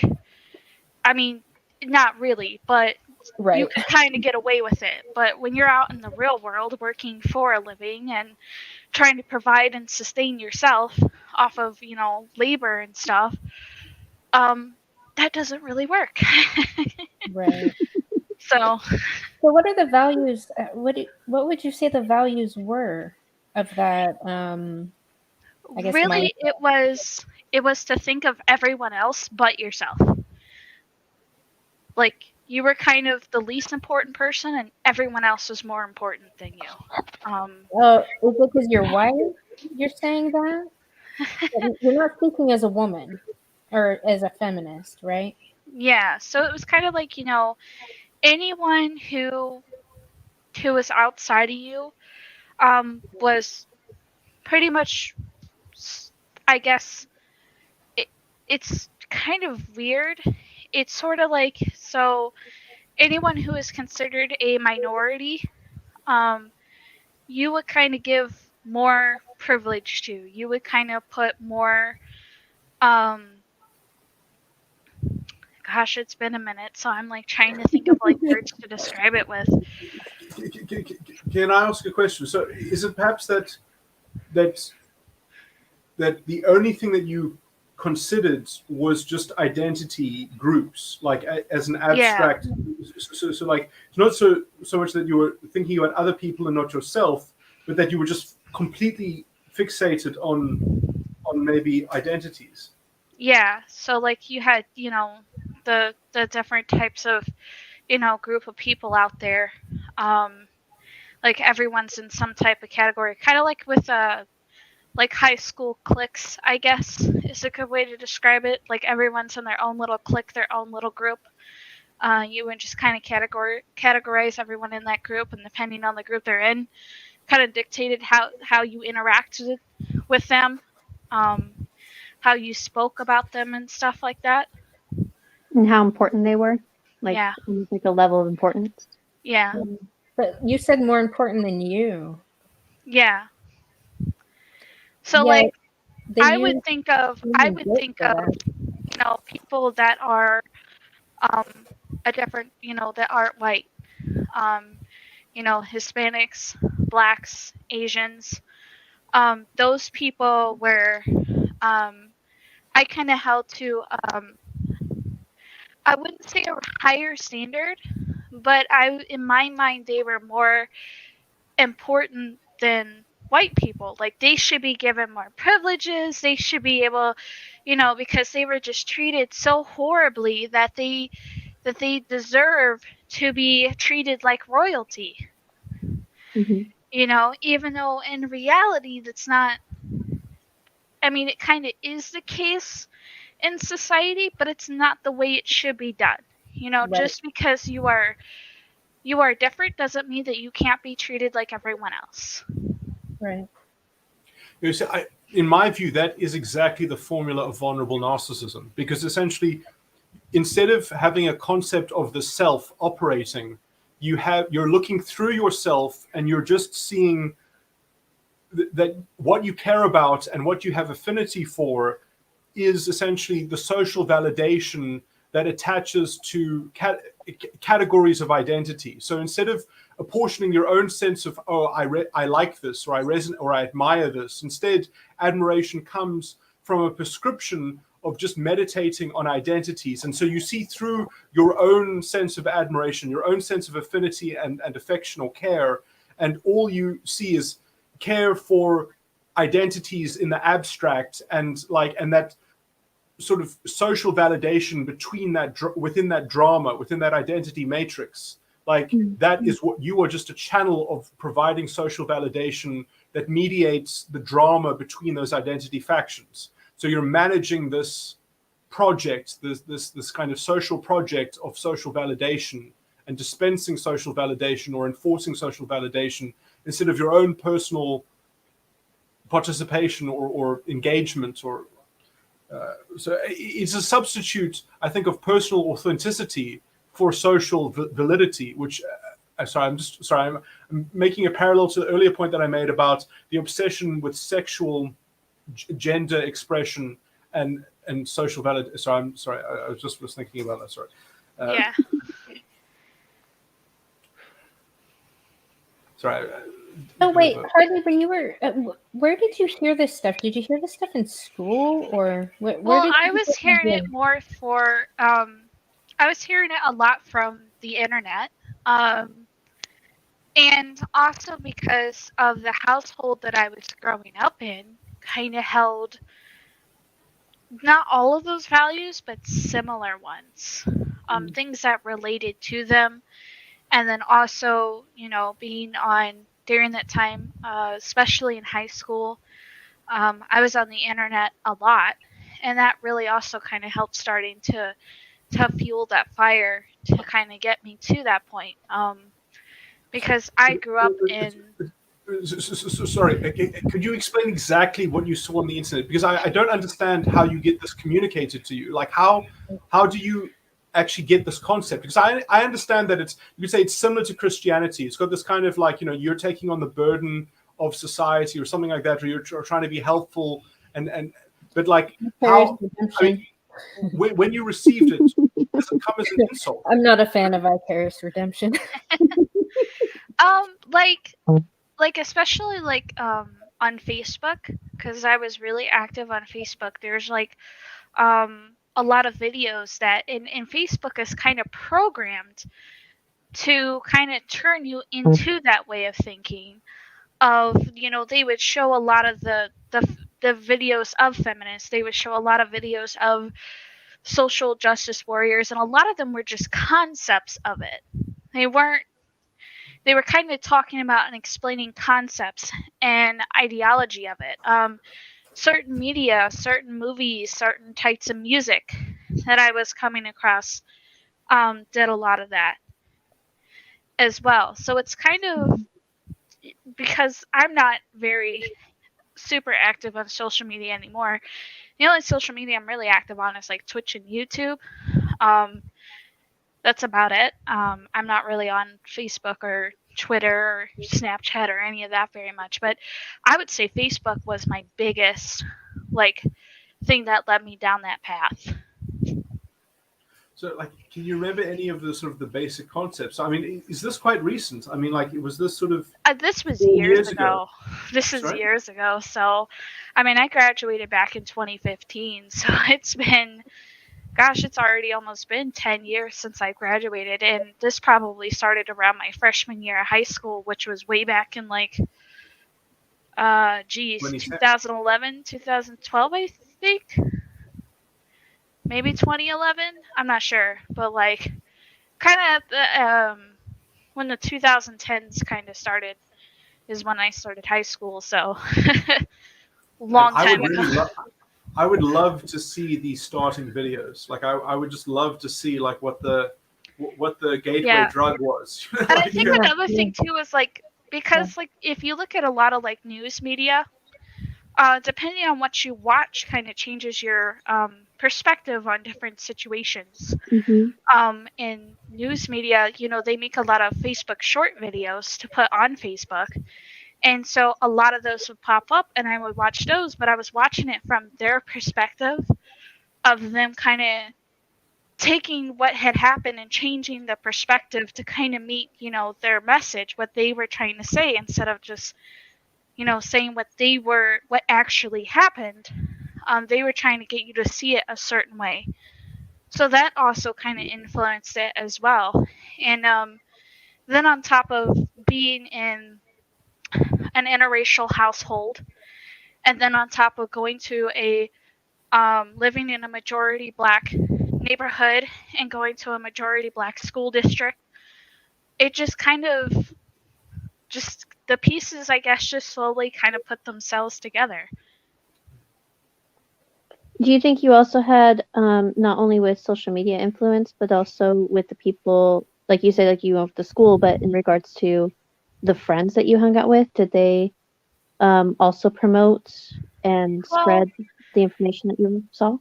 My friends, I was friends with a lot of the weird kids in school, so a lot of like the nerds and weeaboos and shit like that. In at least at early high school, late high school not so much, but early high school definitely.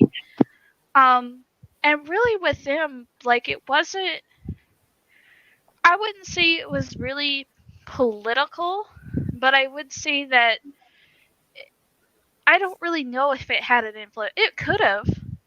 It probably it might have, but I think a really big influence was when I started going to middle school. I hadn't been, because when I started middle school, that's when I was in.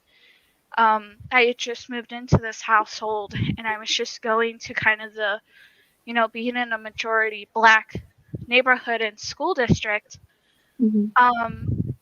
That kind of, it really changed how I thought and how I acted, because there's very few white kids in the school, and how they treat you compared to their peers is very different. They kind of automatically isolate and single you out pretty much right away, because you're vastly different from everyone else, and they pretty much let you know that you're not like everyone else. There's certain things you can't say. There's certain things you can't, like they immediately kind of put rules on you. Like you can't say certain things, you can't wear certain things, you can't do certain things.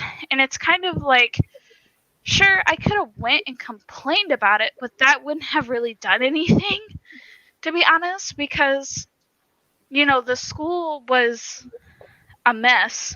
The whole district was just a mess because it was run majority by women. So it was, God, it was such a mess. So it's like, even if I had said something about it, it wouldn't have changed anything, because pretty much the students controlled the school and the district. Like, I remember seeing my principals and superintendents being bullied by students, especially the teachers. Right. If they did something they didn't like, holy crap. Like, I remember an assembly one time where the principal was giving some type of speech. I think it was about us being too loud in the lunchroom, and somebody took a carton of milk, opened it, and threw it, and nailed her right in the head.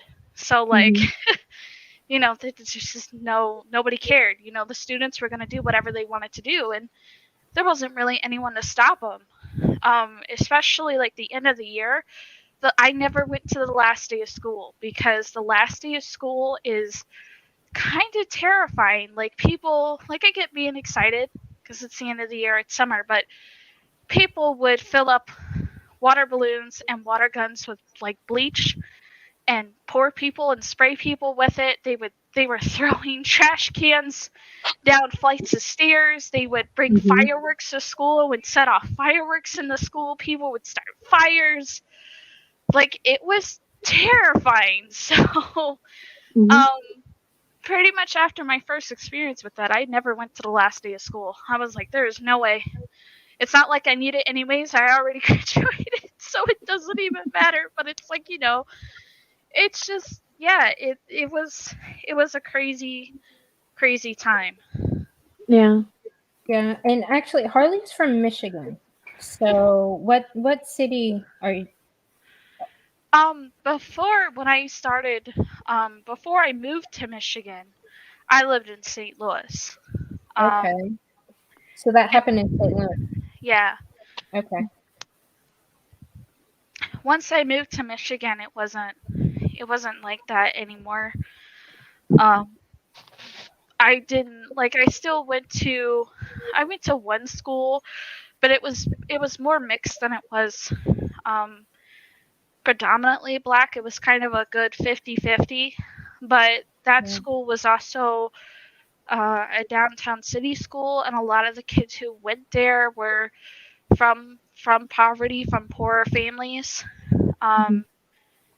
So the attitude around that place was a lot different than when I went to my last high school, which was Western. And that school pretty much served two different types of communities. You had the the countryside community, so it's a lot of redneck kids going there. And then there was the preppy half of the school, which came from a Christian, small Christian city that was nearby. So you had like this weird mix between two different types of people. It was definitely interesting. Yeah. See, I'm wondering how much of that is caused by diversity, because actually, Survival here, he's my age, and we grew up in this really small town, and I joke that like it's so small that our high school mascot was a fucking redneck. So there wasn't a ton of diversity. I mean, we had quite a few Mexicans. Like my elementary school, I want to say my whole elementary school, I didn't even go to school with any black people whatsoever. Yeah, And it well, was it a was very really poor community. It was a poor, government-dependent community, but there was almost a homogeny as far as skin color goes. well. Here's the interesting thing, right? So at the start of the school year, it was pretty much just as two communities. But then the Albion School District was shut down. So all the kids coming from Albion, and Albion's a predominantly black and Hispanic community, they started sending them to our school district because we were the neighboring school district. And the attitude around the school changed dramatically because you went from a not very diverse school, even though there were two different, you know, classes and lifestyles that were going on. They tend to work pretty well together. But once Albion kids were introduced, things changed. There were kids that were doing drugs in the bathroom. There were a lot more fights going on in the school. There was, you know, there was segregation starting to go on. You know, the peace had been disturbed. And it was just very, very interesting to see it happening. You know, the school had to start introducing a lot of security measures that they didn't have. You know, now they have to have metal detectors on the doors. Backpacks had to be banned. bathrooms, if you said you're going to the bathroom and you're gone longer than 3 minutes, they were sending security in there. Like, we never used to have security. Like, we never used to have any of that stuff until Albion school districts came in there. Once those kids came in, all of that changed. We didn't have any of that stuff before. So it was definitely a very drastic change of environment from the start of the year to the end of the year when I graduated. Harley, I think yours and I's experiences were reversed. I grew up in a predominantly, it was, I would say almost mixed, 50-50, of black and white. But ours were, though, because I grew up in Southern California, so we had the influence of LA gangs that moved in. And so I grew up with a lot of the gang members' children in our schools. So they were the ones causing a lot of the havoc that we would see, where, even elementary school, what you're describing, you would actually see in elementary school. And it wasn't until the reason my family ended up moving because the Crips robbed our house. And then we moved into a more, I would say, more diverse community. We moved to a different county completely, and where you would have more mixture of whites, blacks, Hispanics, Asians, etc., where we had a lot safer neighborhood. Like, my high school was 4,000 students, but we were able to have relatively a peaceful coexistence, even with that many students. And we were one of 3 high schools in our city. So, yeah, that's a big high school.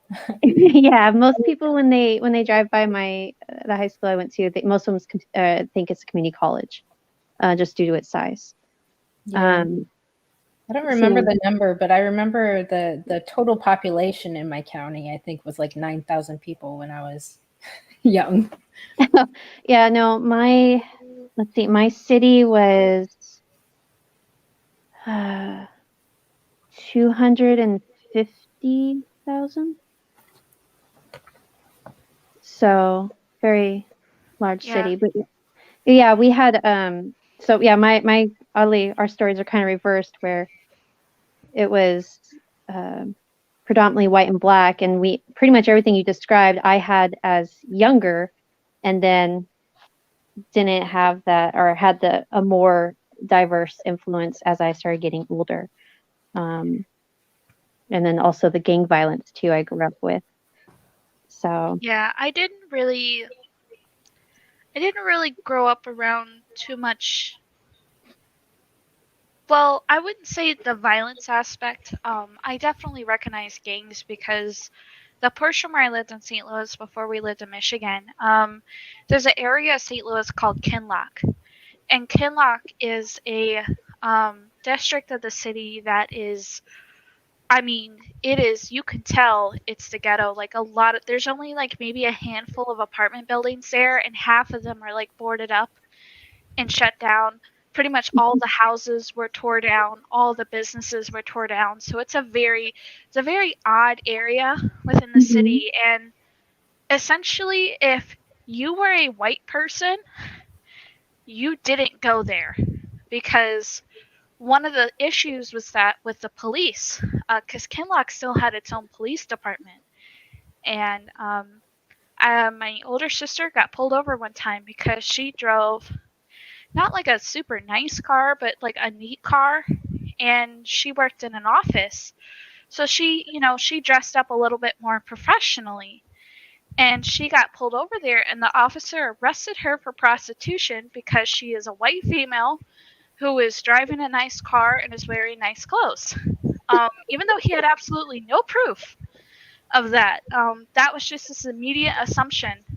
And of course, she was later on released, obviously, because the officer was trying to accuse her of being a prostitute, but was arresting her for running a stop sign. Which I'm like, what stop signs are in Kenlock? Like, there's, there's like hardly nothing there. Even if there was a stop sign, there's like really hardly no cars around, So like, it wouldn't even really matter that much. But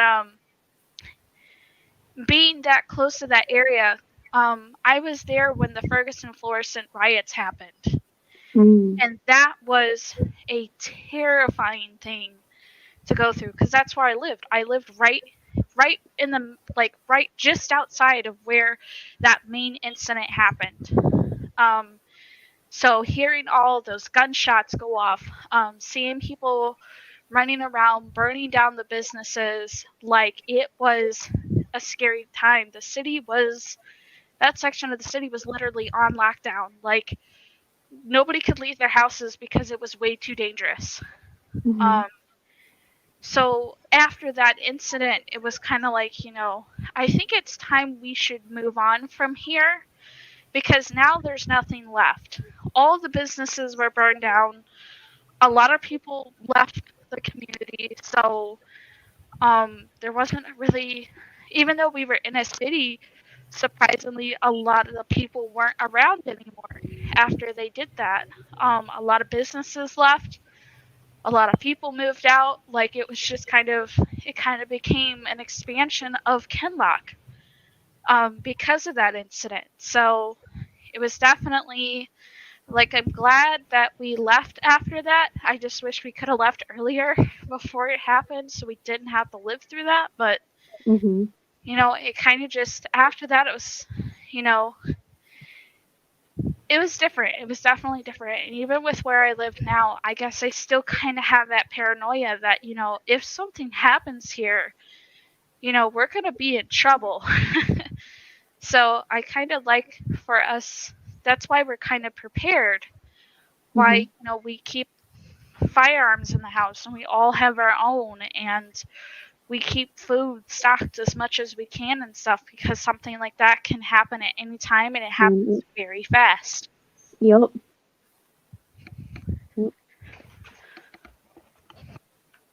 I'm with you on that one. Now, probably though, I guess going back to Mandy's probably question though too though, do you or would you say though like going back to the feminism and how you kind of switched out of that, what do you think was like your deciding factor of removing yourself from the feminist community?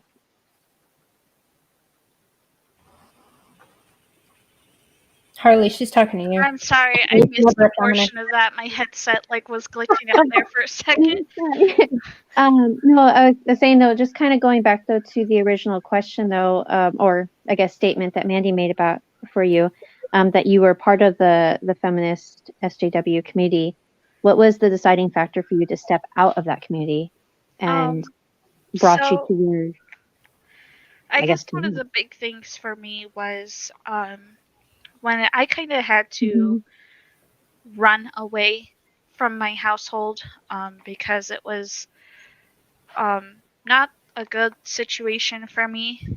And so after I left, I was homeless for about 4 months until we bought the house that we're in now. But I was homeless and living on the streets. I kind of realized that in order for me to be able to provide for myself and survive, it kind of made me realize that a lot of those ideologies, I wouldn't say so much as the social aspect, but I would say more of an attitude aspect of how I view society and how I viewed the world started to change. That, I can sit here and idolize these people and everything all that I want to, but at the end of the day, these people aren't going to help me get out of the situation that I'm in. They're not really doing anything for me. So my mindset kind of changed from being about everyone else to being about me, kind of becoming a little selfish, starting to think for myself instead of everybody else. Because at that point, the only person that was really helping me was me. So that's where my mindset started to change, was once I was kind of in the streets and on my own. Right. You started gaining some personal responsibility. Yeah, I had to. It was either that or Right. I die. Right. It's the accountability thing we keep on talking about. Yeah, that's what I'm saying. Fire all these fucking women, cut off their jobs, and cut off all these government programs. I guarantee these bitches will be sorted out within a few months. They need to suffer. A famine is necessary. Sorry, guys. I just want to say, like, I'm losing energy fast. I need to have another nap before I start my days. I would like. I was going to talk about criminality a bit, and to talk more about this because it's certainly interesting. But yeah, I'm sorry. I'm just going to go straight back to bed. Yeah. Thank you. Thank you, Psych. Yeah, I know it's big time difference. And it's your morning. Over. Thank you. Cheers. Oh. Bye. He said cheers. So